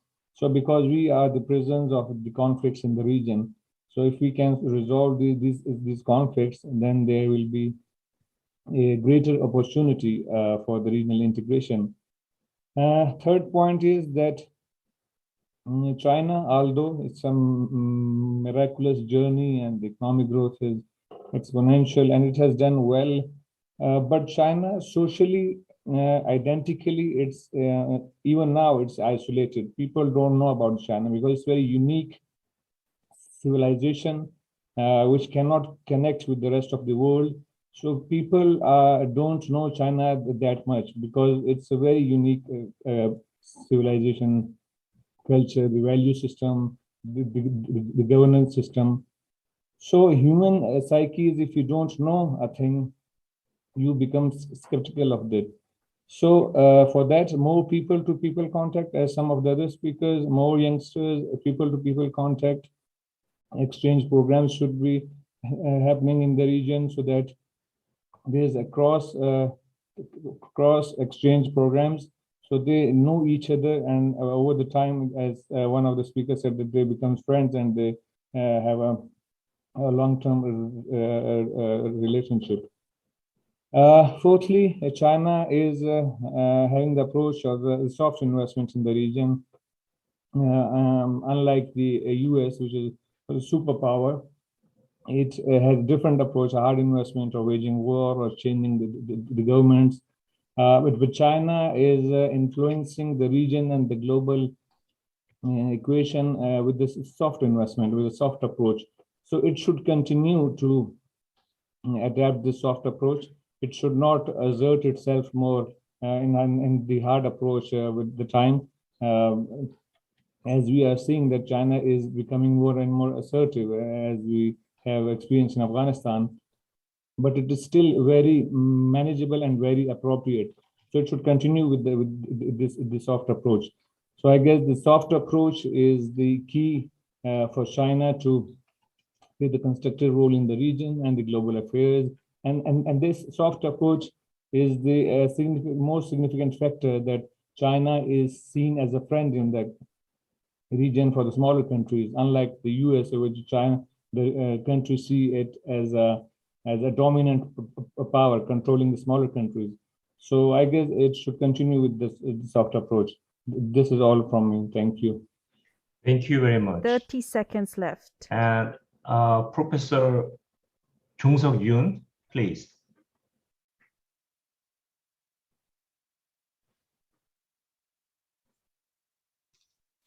Yes, it's a great honor to participate in the roundtable discussion in session 4. I also hope I can contribute some of my views on the impact of China's rise on neighboring countries and Asia. Once again, thank you to all the participants. Looking at the session 2 of yesterday, I thought that the role of Chinese company would be very important for Asia's mutual cooperation. Initially, I have the following views. With the words of Asia's century, regional economic exchange in Asia are rapidly expanding and interconnectivity is also increasing significantly. increasing economic integration is also rapidly promoting social exchange. As a globalizing actor, companies play a decisive role in promoting exchanges and cooperation across Asia. However, as shown in yesterday's discussion, the role of Chinese companies is still problematic. There are problems such as corporate transparency, corruption, and inefficiency, but my biggest concern and challenge is whether the rapidly changing value chain in Asia will develop into a red supply chain consisting only of Chinese companies. If Chinese companies replace the position of Western global companies under GVCs, we may have to call this period the century of China, not the century of Asia. Of course, this is a very difficult task. Western companies in the past did not do this either. It is difficult to say that Japanese and Korean companies also did well. However, if we want the co-prosperity of Asia as a whole, not some strong countries, we need to create and share more creative and innovative ideas, even in the most difficult areas. Some people refer to the supply chain, rainbow supply chain, including various companies from various countries across Asia. To this end, Chinese companies and Asian companies will have to develop competitive and cooperative relationships.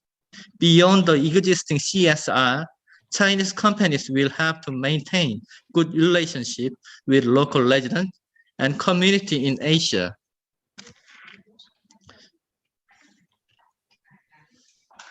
And take the lead in Asia's effort toward the ESG.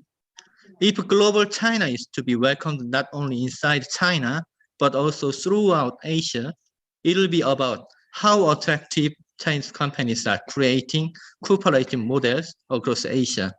Also, I suggest that this is an important step toward making Asia a more attractive space and advancing to the new normal that all mankind should create. I hope we can make it together. Thank you very much. Thank you, Professor Yoon. And Professor Mirza Zulfikur, do you want to respond to the second question?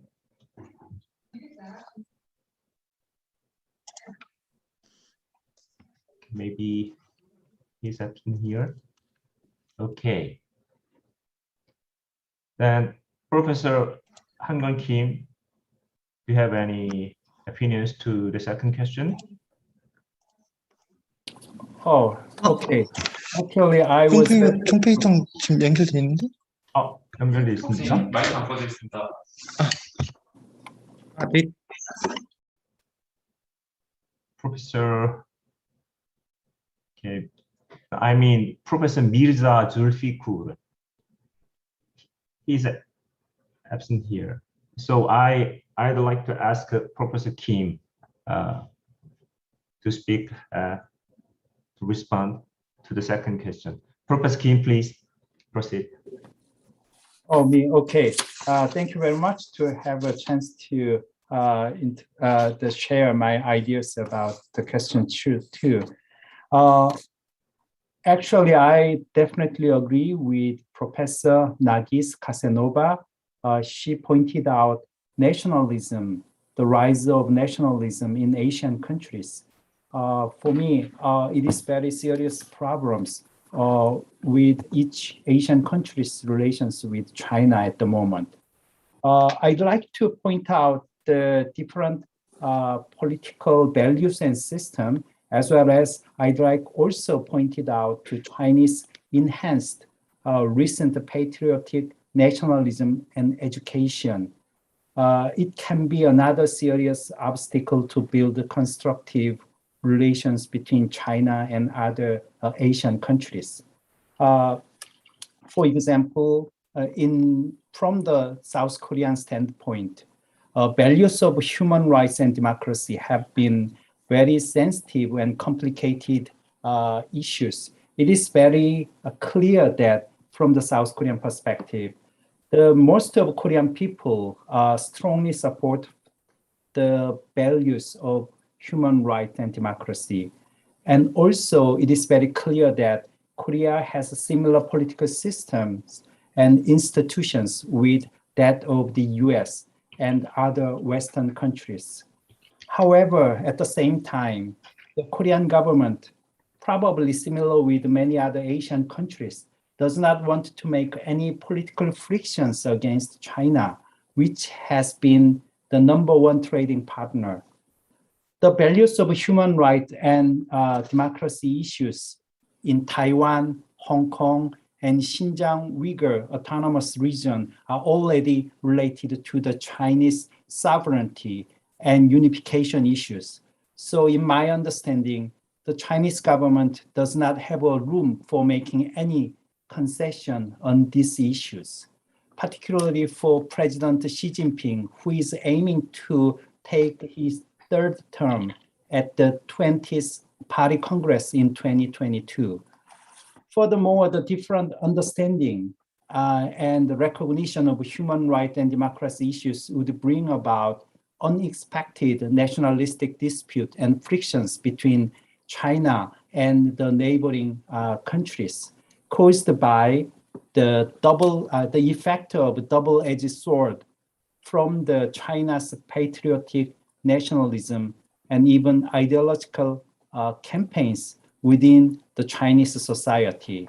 So for me, we should talk about these sensitive issues during these sessions. So I'd like to suggest for the better relations between China and other Asian countries, we have to understand and working together to understand each other, even though there are different political system, ideology, and the values related to the human rights issues. We have to understand each country has their own unique history and unique political culture. 30 seconds so left. we should understand more the clearly each other's thinking. So I think we should employ the two-track policy. That means if we have a political issues, frictions, put it in one side, and the other side, we can more improve our economic and security cooperation between China and other Asian countries. Thank you very much. Thank you, Professor Kim. Yes, and the final responder is Professor Fei-Ting Jeong. Professor Fei-Ting Jeong. Okay, thank you, Professor Shin. It's my great honor to share something in this session. I think the most fundamental challenge is how to view the intentions of other countries. One of the reasons is the ranking of the different values. As Professor Kim mentioned, the universal value or other countries' unique value. We all know that since the reform and opening up era started in 1978, Chinese government always given up top priority to development. For many economically developed countries, democracy and freedom come first. However, the Chinese government believes that peace and development are the most important values, followed by fairness and justice, and finally democracy and freedom. So the ranking of values are different, I think, between China and the United States or some neighboring countries. So how to understand this issue? I think almost every country has centralism, which view the external environmental from its own history. As mentioned, as several professors mentioned in this session, that they taken a social and a cultural approach to understanding the relation between neighboring countries and China.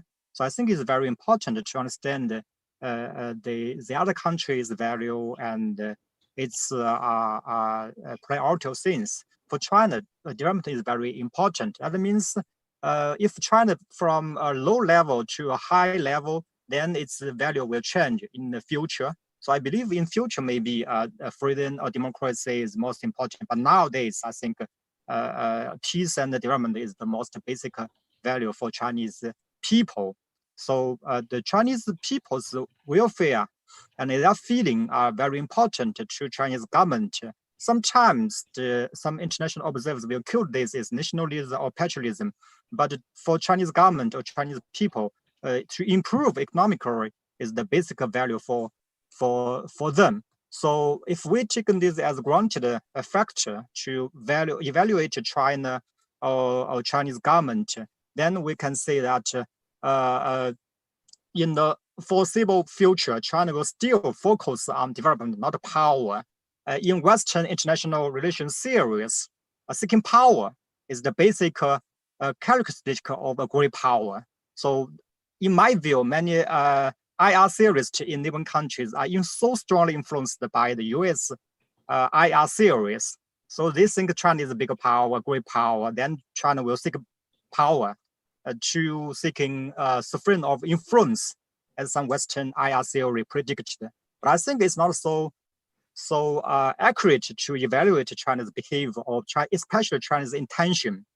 Many scholars argue the US behavior are tested in this region during past 70 years, but China still needed to be tested whether China say it's stable or very positive. But I think we should understand China more accurately, as Saddam Hussein from Pakistan said, China is a very unique and civilization, and not a very typical nation state. So it's very important to understand which kind of power China is seeking.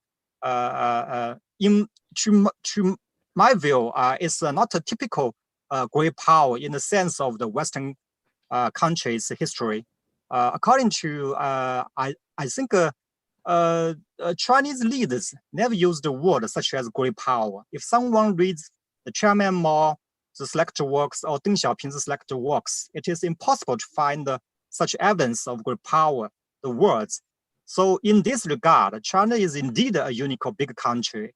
Its problems are much more complexity than those of Western countries. So I suggest to the neighboring country continue to understand China from its history, from its society, culture approach. So I basically agree with the points the professors mentioned in this session. And the last point I want to emphasize is issue is a very complexity existence. Some scholars have also discussed that there is a unified issue.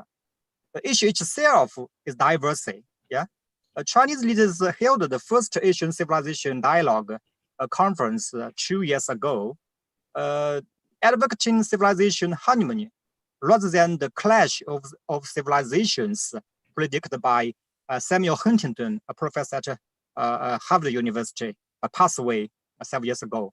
So with the revival of Asian economy, many institutions predict in the next 20 years, the proportion of Asian economy in the world will return to that in the early 19th century. So the structure of world power is undergoing unprecedented changes. So I think followed by this economic power, then the social and the culture, as Professor Jung mentioned, companion, not only Chinese companion, Japanese companion, South Korea companion, even Indonesia companions will make some innovation to adapt to this structure. So that is important. I think whole countries to join in the rise of Asia. Nowadays, many Western observers, they will criticize Chinese behavior or Chinese rise. But when we see the basic data from international society, we see that some regional powers rise, such as South Korea. The per capita GDP of South Korea now is $30,000 US, very equal to Japan, very equal to Japan. And we also say that Indonesia, according to some analysis prediction, 15 years later, maybe the Indonesia is the 6th largest economy. Yeah, so it's a basic, I think, a very huge change in this region. And also we can say the Iran, Turkey, I think they will have also play their roles in the region and Asian civilization rise. So I think I evaluated the views as Professor Mingjiang Li mentioned in the first session. We are sharing, China sharing some ideas with neighboring countries, and the neighboring countries sharing some ideas, suggestions to China. We should have a shared future as our President Xi Jinping proposed. Yeah, thank you. Thank you. Yeah, I will stop here. Thank you. Okay, thank you very much. So now we are, we've come to the final round. This is the last but not least question. Today, Asia appears to be emerging as a mega region, as several Asian regions are getting connected and linked to each other. In our Seoul National University Asia Center, we have launched a research group under the theme of Mega Asia and Asias. And we are conducting research on the past, present, and future of this Mega Asia. While Asia is responding to the various problems it faces as a legacy of the past, it is now necessary to redefine its own subjective role in world history as a world leading region. Thus, the final question is, what do you think is the desirable role of China in forming this kind of Mega Asia as a huge regional cooperation network? Please tell us any questions or ideas you'd like to have for China and for the Mega Asian region, or any ideas or thoughts you'd like to share with us all. Regarding the final question, Professor Hankwon, then Professor Mingjiang Li, Professor Abby Fitriani, and Professor Han Kim, Professor Nargis Kassenova, Professor Saddam Hussein, Professor Farhod-Tolipov, Professor Jong-Seok and Professor Tiejun Yu. Okay, the first answer is to Professor Hankwon. Thank you. Oh, it's a big question. It's a mega question indeed. I think I'll be quite short. I think a meeting such as what we have now here today, here and now, is something that accords very well with Professor Shin's Asia as a mega region prospect, and it is an idea in the making. And in the past, when we did talk about China and in Japan, let's say Sino-Japanese relations, people used to discuss it in the context of Northeast Asia, if you like, or Pacific Asia, inclusive of US power. But I think it's a high time to change the path and expand the dialogic space into Southeast Asia and Central Asia. And what I'm hoping is that instead of even though it is hosted and held in Seoul and Seoul National University, sometimes if possible, the center takes on the perspective of Central Asia, if you like, and look at Northeast Asia from others' perspective. And I think that shifting perspective and meeting and creating a meeting space in which we can take up, see things from the other's perspective, including China and Asia, the topic of today is one constructive way to make this Asia as a mega regional space in the future. And I would like to express my deep-held agreement with Eva Petriani's point about the role of youth. I mean, not merely because when I see what is happening in Glasgow for the past few days, it's like old generation inside the conference room and young generation outside on the street, and raising their voices against each other, sometimes co with each other. And I think Asia, as a region, is a space for the future generations. And we are all, me included, the 20th century generations, of Cold War generation, if you like. And then we have to get Asia a space free from what scholars call New Cold War and etc. So on that note, I think it is hard to overemphasize the role of universities in enabling this Asia as a mega regional space, expanded and almost global, and making an effort to create this space, enable this space through cultural and education, by cultural and educational means. So going back to the point raised by my previous interlocutor, the rise of nationalism. And I think, yes, and then the point about Chinese exceptionalism as a civilizational entity.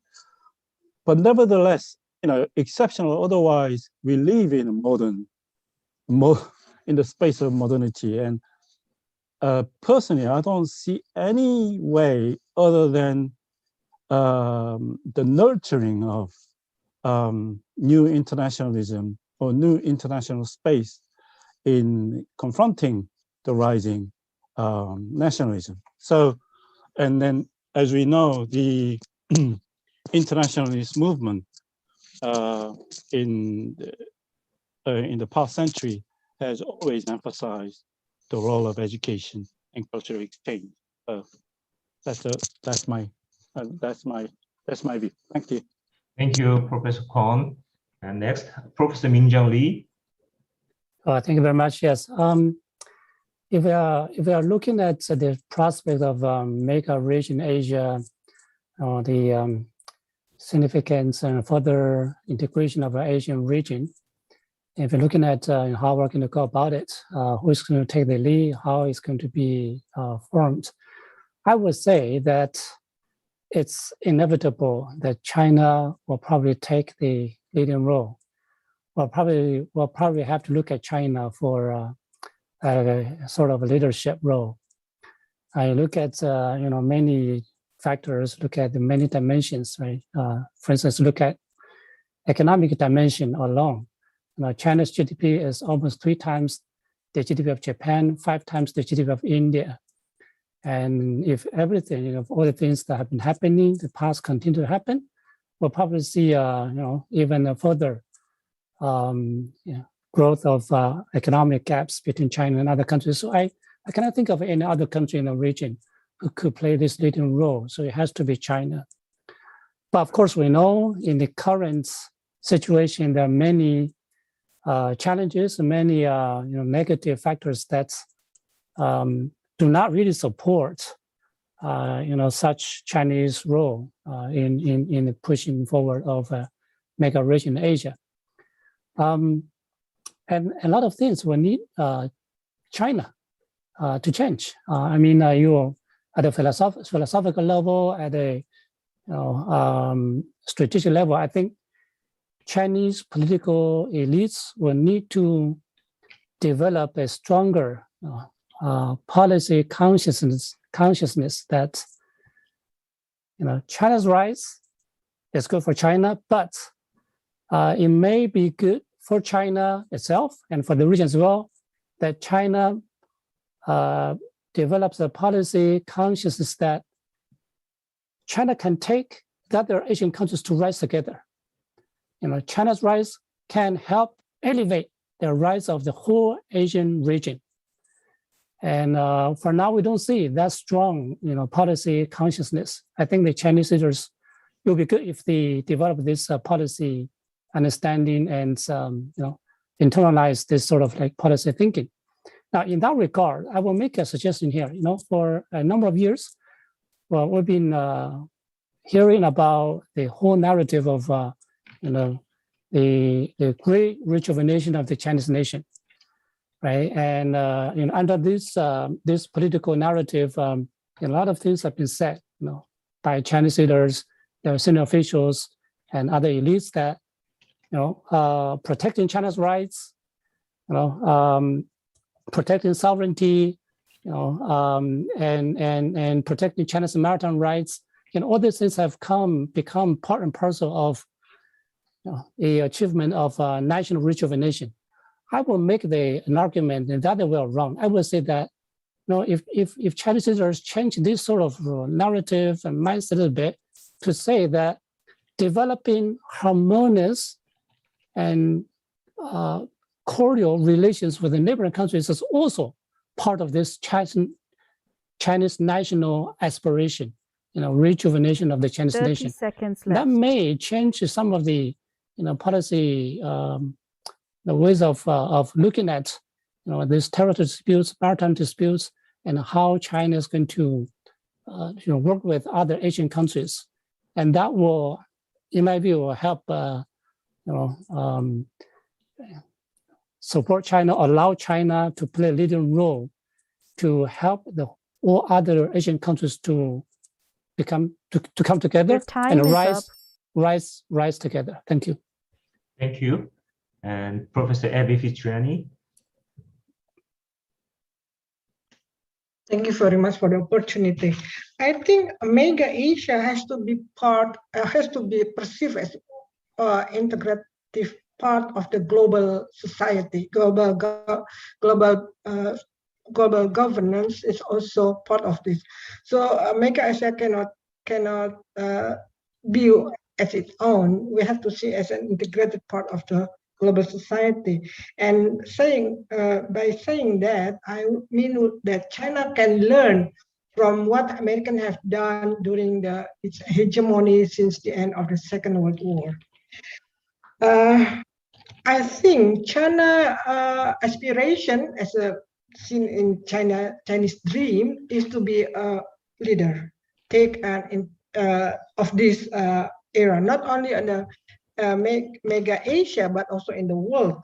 And China will wish to be leaders and the biggest actors that can shape or determine this system.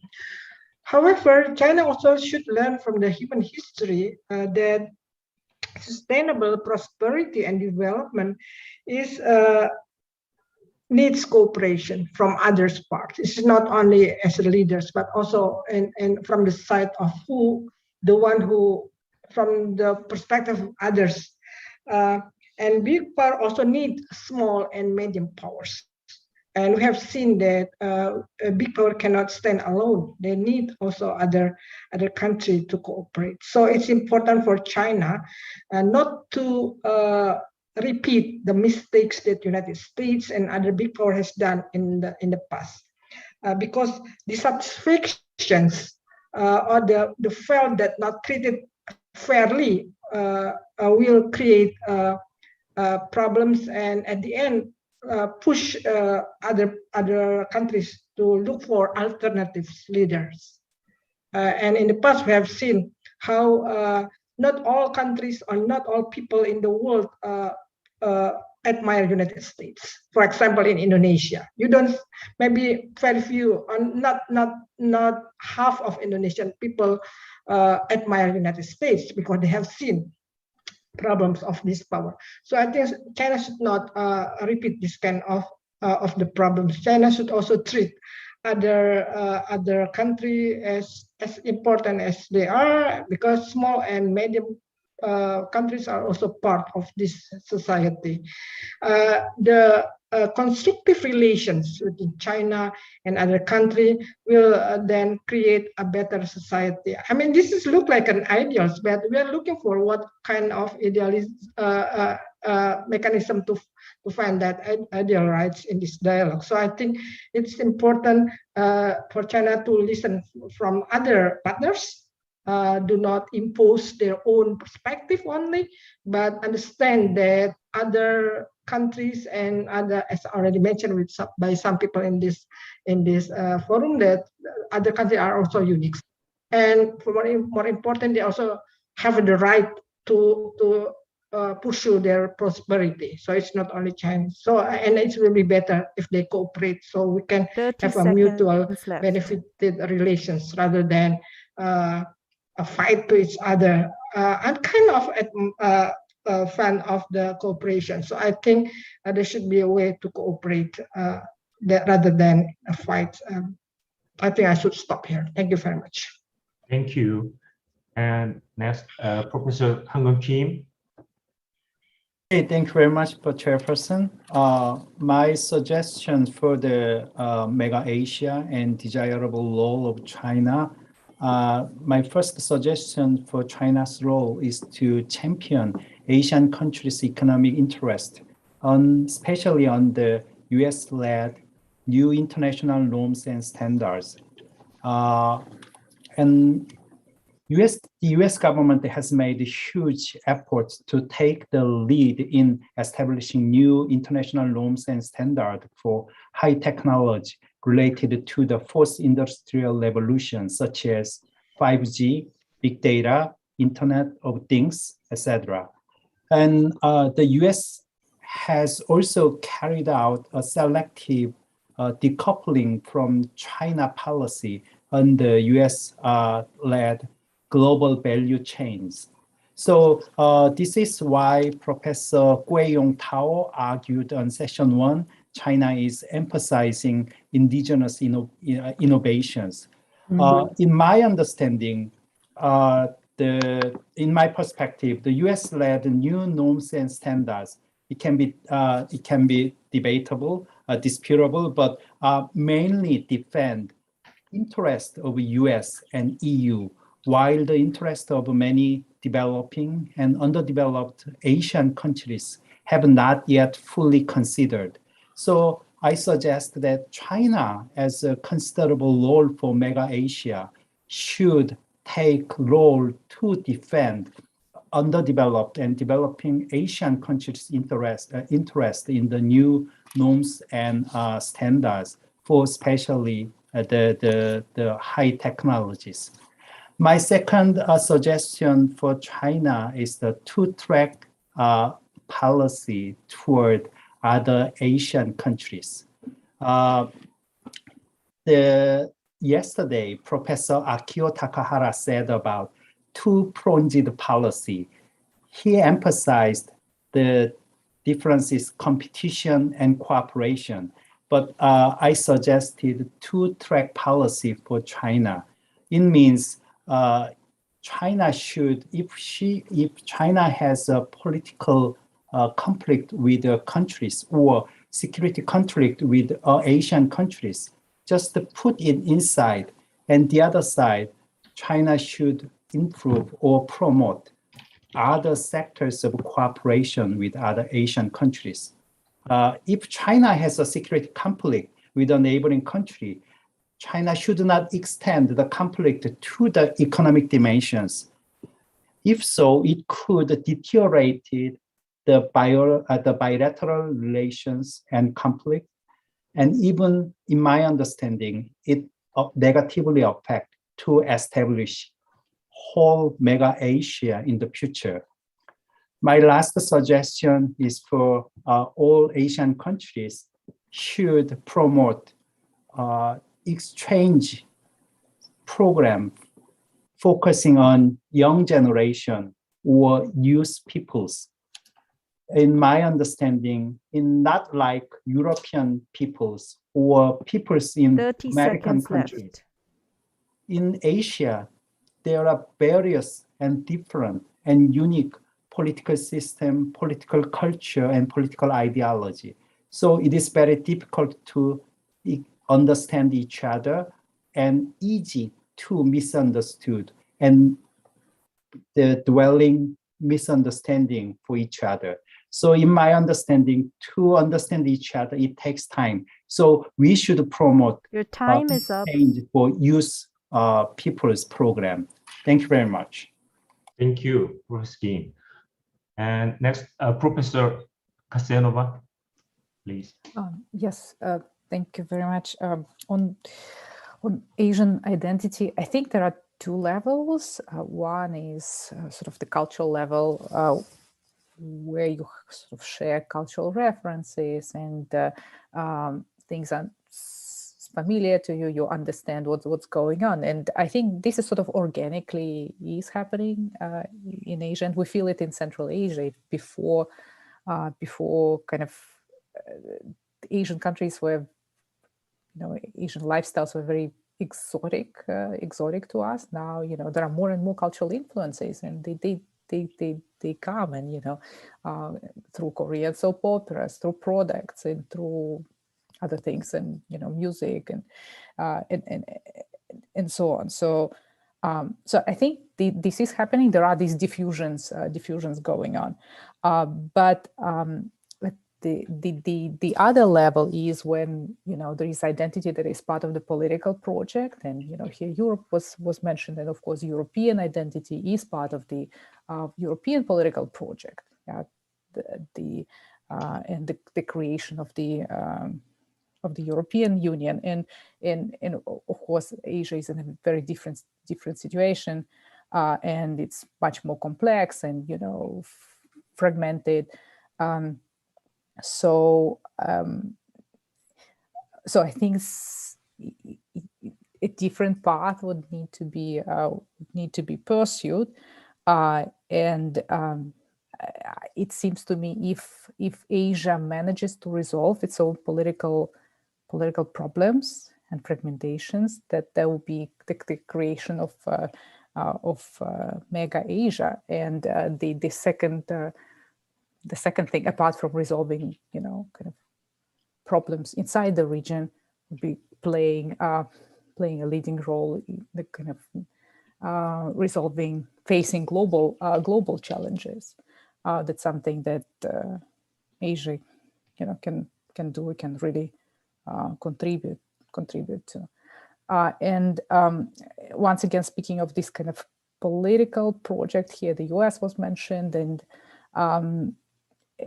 the kind of the world order that it created in the aftermath of the Second World War. It wasn't just the power, right? It was also the power of ideas and the kind of the liberal agenda that was attractive to many people in different parts of the world. So if we speak of China, what is China offering? Like here, harmony was mentioned, like harmonious relations with neighbors. But at the moment, as of now, kind of the political discourses coming from Beijing, they are not as attractive, right, to the outsiders. So, remains to be seen what's going to happen. Thank you. And Professor Tolipov. Yes, thank you.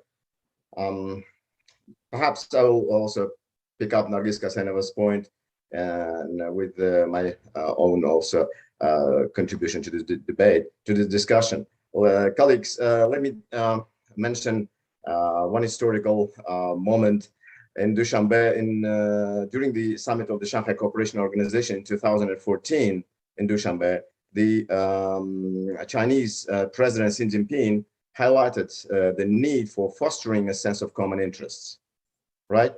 He said, member states, I quote, member states should firmly establish a sense of community, of common destiny and common interests, helping each other and sharing will and woe, and take maintaining regional security and stability as one's own responsibility.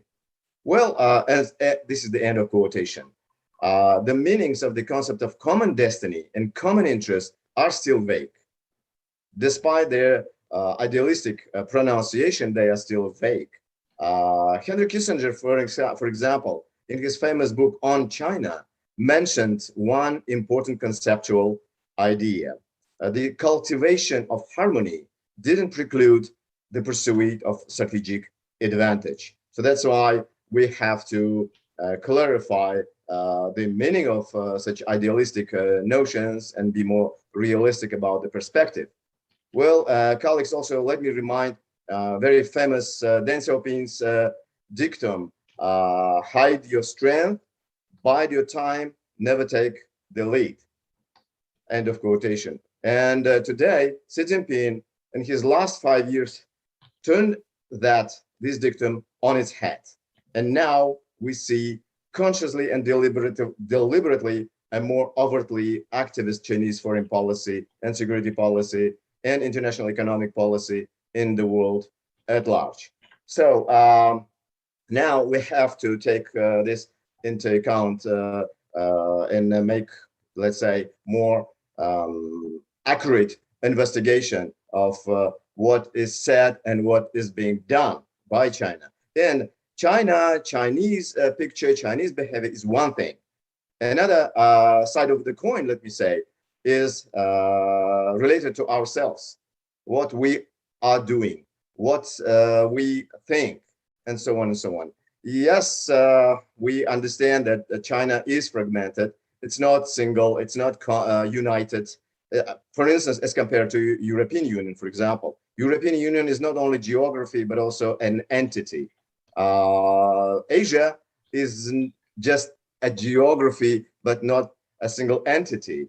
That's why before saying talking about Asia's common position, even vis-a-vis China, although China itself is part of Asia, we have to maybe deeply elaborate on parts of Asia, like Central Asia in my area, ASEAN area, and so on and so on, India's position. So regarding Central Asia, I would like to emphasize one important issue, to overcome the complex of a small country and to turn the very famous concept of obor, one belt, one road, into another obor. I translated in my own way, own belt and own road, which means common position, common policy of Central Asian countries to make them more visible, stronger in the international system. Thank you.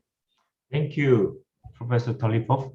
And Professor Saddam Hussein has left because he has to catch up when according to his own travel schedule. Then Professor Jong Seok-yoon, please. Okay, thank you. My answer is here. Certainly, Asia seems to be at the crossroad of fate now. Some say that the century of Asia has already passed, and that Asia will not create meaningful cooperation. But do you all agree? At least it's not me. I'd like to see emerging mega Asia from the perspective of Asianization of Asia.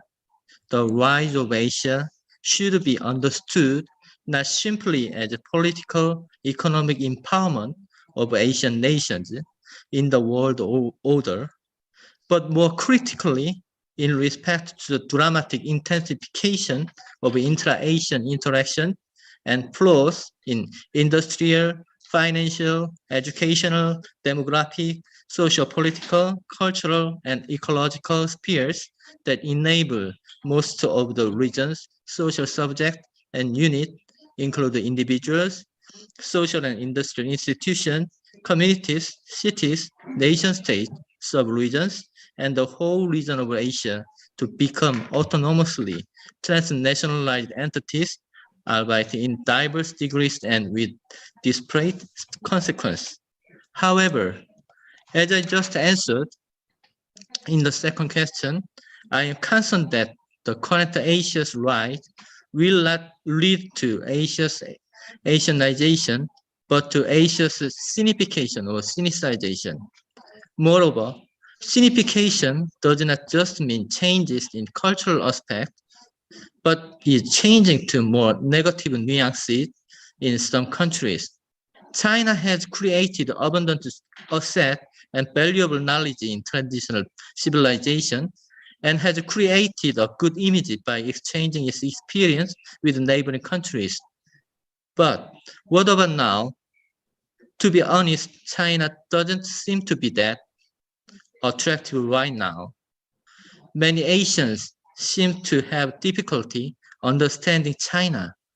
I think it's time to need China literacy to fully understand China more than ever. China literacy is not just a problem in China, but a problem across Asia. In order to improve the reality that misunderstanding and disappointment increase as we meet, honest conversation like yesterday and today are needed. A lot of debate is needed, and sometimes it may be a pious debate. However, we need to recall the intellectuals who imagined Asia in the early 20th century, the Asian leaders who gathered in Bandung in 1955. We also need the voices of not only Asia, but also many people around the world. I hope that China will not listen to these voices too uncomfortably and actively accept them. There is the Chinese proverb called Liang Yao Ku Kou. In English, present afflictions may tend to our future good. Even if we are having a hard time now, I hope we can talk more and make better ideas together. Thank you very much. Thank you. And final speaker will be Professor Tiejun, please. Thank you, Chair. So I think one of the biggest achievement I attended the workshop is that I got to know Chinese are not as popular as they expected, you know, around the world, even around the neighborhood. So Chinese tend to think they're miracles, as a miracles, you know, builders in the recent decade. But usually not regarded itself as a problem of discussion, so that's very interesting. You know, I think most of the participants of a conference agree with that. China is an important country, even in Korea, ROK, and Japan is the most important countries for them as trade partners, you know, as neighbors.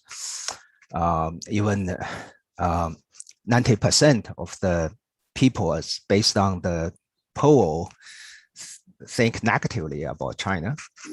So that's a very weird. It seemed weird to me, you know.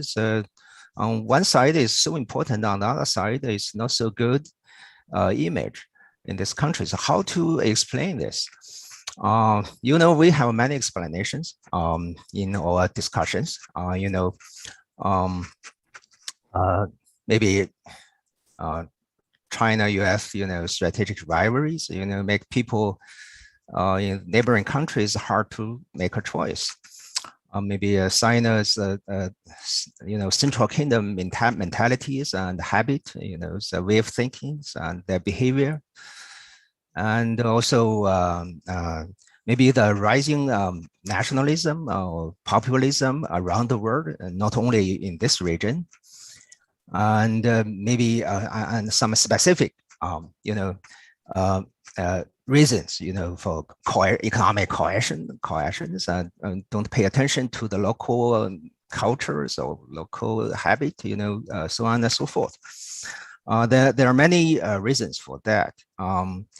For me, I do think we need reflection.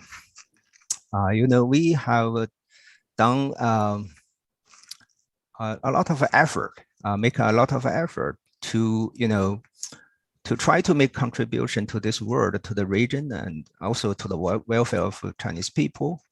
Normatively, we are a strong advocate of the UN-centered system. We just celebrated the 50th anniversaries of China's, the restoration of a Chinese law seat in the UN, and President Xi Jinping gave a quite long, speech.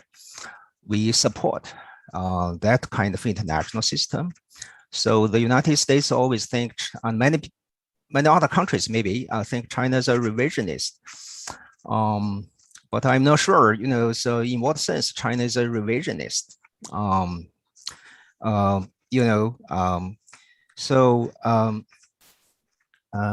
But definitely,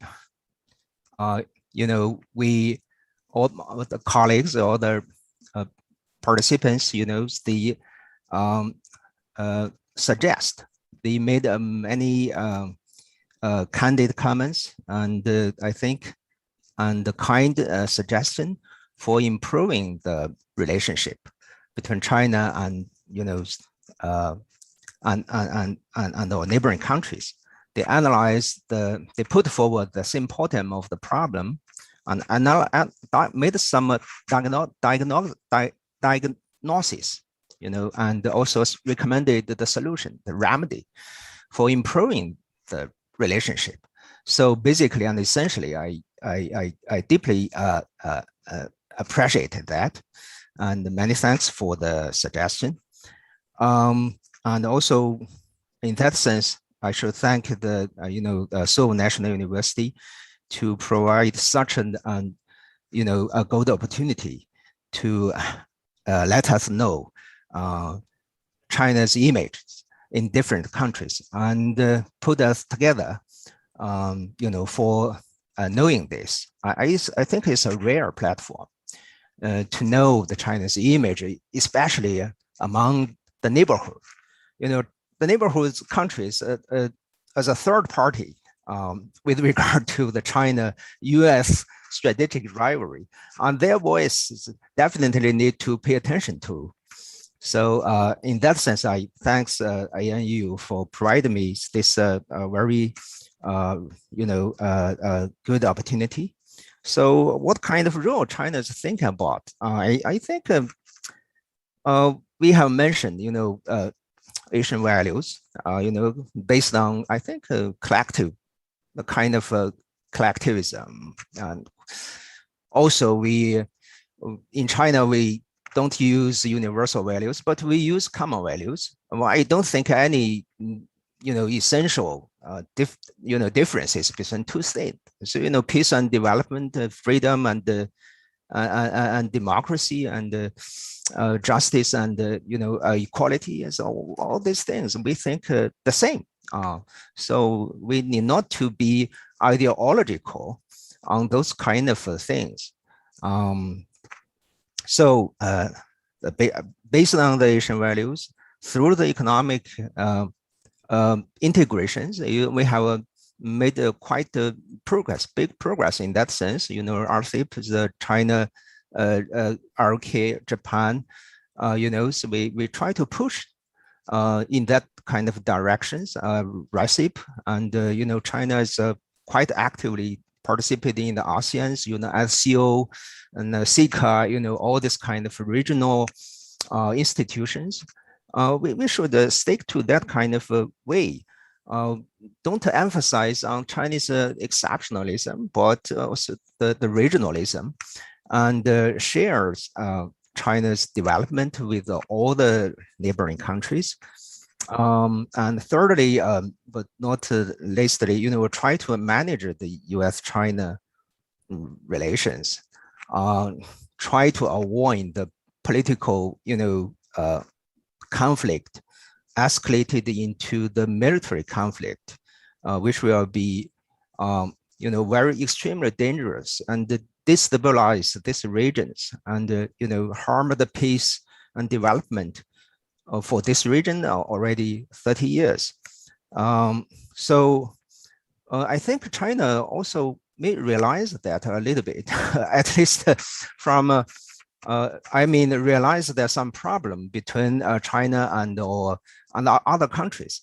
You know, for instance, CPP, you know, held meetings in May of 31st regarding the international communication, and President Xi Jinping, you know, said we need to try to introduce China, to represent China to the outside world, you know, in a fuller, in a true way, to you know, to make the world knows China is a lovable, you know, respectable, you know, admirable country. My understanding is maybe we realize we are not so lovable or admirable, or you know, we need to do more. And Premier Zhou has, you know, in 1970s, he said China is a big country, but it should be a benign big country, and it should not be a hegemon. So in that sense, I concluded I would stop there. Thank you so much. Thank you very much. Wow, we finally come to an end. Thank you all for sharing your honest opinions. Let me tell you very briefly what I felt after listening to your opinions. Although it is true that political and security competition is on the rise in Asia, the motive and momentum of cooperation in various fields in Asia has been firmly established. In the past, many experts called this as the Asian paradox. I think they say this in the sense that security and economy are going in different directions. But Asian countries have been continuously trying to develop cooperation, not reducing cooperation in various fields, despite the situation in which they have to compete concerning security issues such as territorial disputes and so forth. And it is expected that social cultural exchange will increase even more in the post-pandemic era. China will surely play an important role in the advent of Mega Asia or the future of Asia, but it will not be able to create a peaceful and prosperous Asia without cooperation with the countries in the region. To this end, efforts should be made to create a regional order in which the balance of power between the great powers works and regional cooperation is guaranteed.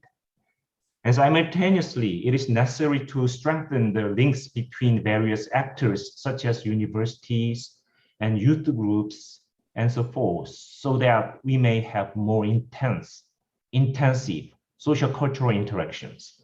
In that sense, we need to make a more comprehensive platform of communication for regional cooperation in the region.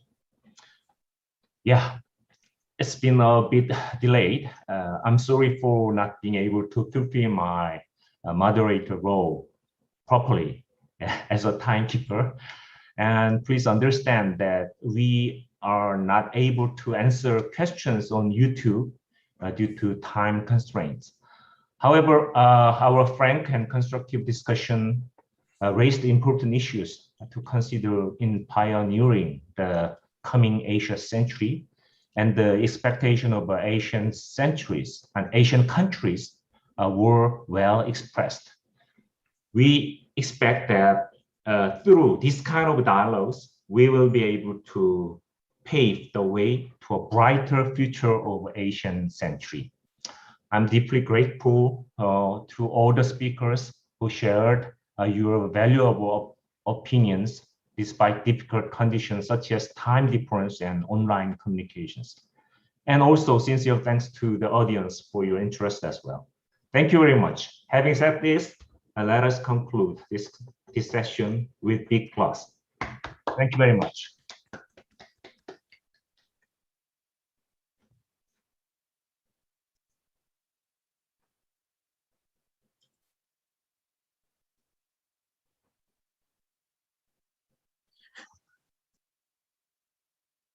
지금부터 그 폐회사에 들어가려고 합니다. We're going to now listen to the closing remarks.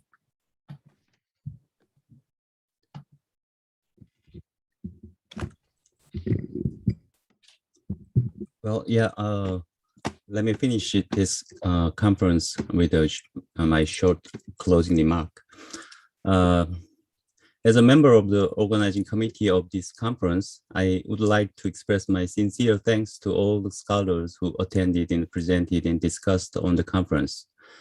I think this conference was a great opportunity to share a variety of Asian scholars' opinions on political, economic, and social-cultural issues of contemporary Asia. Over the years, I have organized and attended numerous academic conferences, but this conference provided me with a very unique experience in several respects. The first is that it was an academic conference where scholars of various nationalities exchange opinions on common issues, common concerns, and common prospects, not on their own individual research topics. And the second point is related with the format of this conference. As is shown in the keyword of the conference title, dialogue, this conference was designed and provide an opportunity for scholars from various Asian countries to better understand each other through dialogue and communication.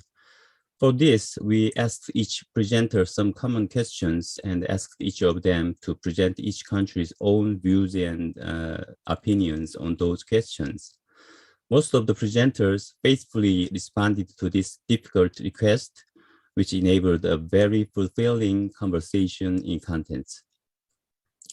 Third, it was an academic conference where Asian scholars gathered collective intelligence on Asian issues, not led by Western scholars.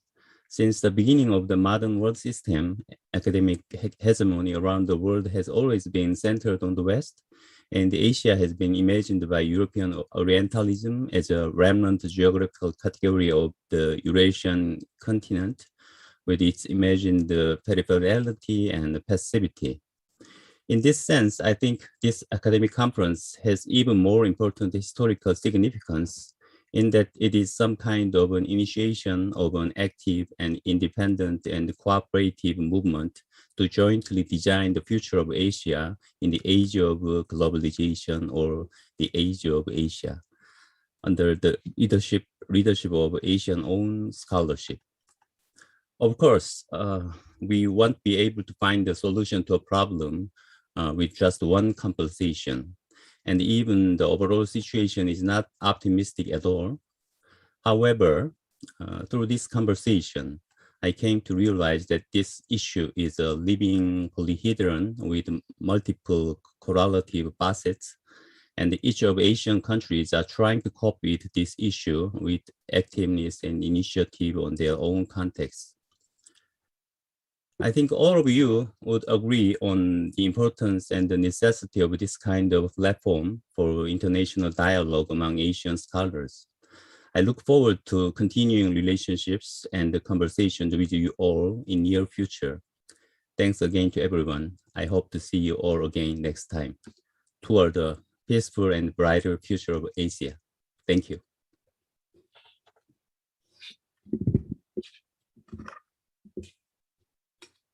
Okay, I think it's time to finish the whole program. Thank you again and see you next time. Thank you so much. Thank you very much. Thank you. Thank you very much. Thank you very much. Thank you. Hope to see you again. Congratulations for a 유튜브로 very 시청해주신 많은 분들께도 감사합니다. Thank you everybody for watching our forum on YouTube. Thank you very much.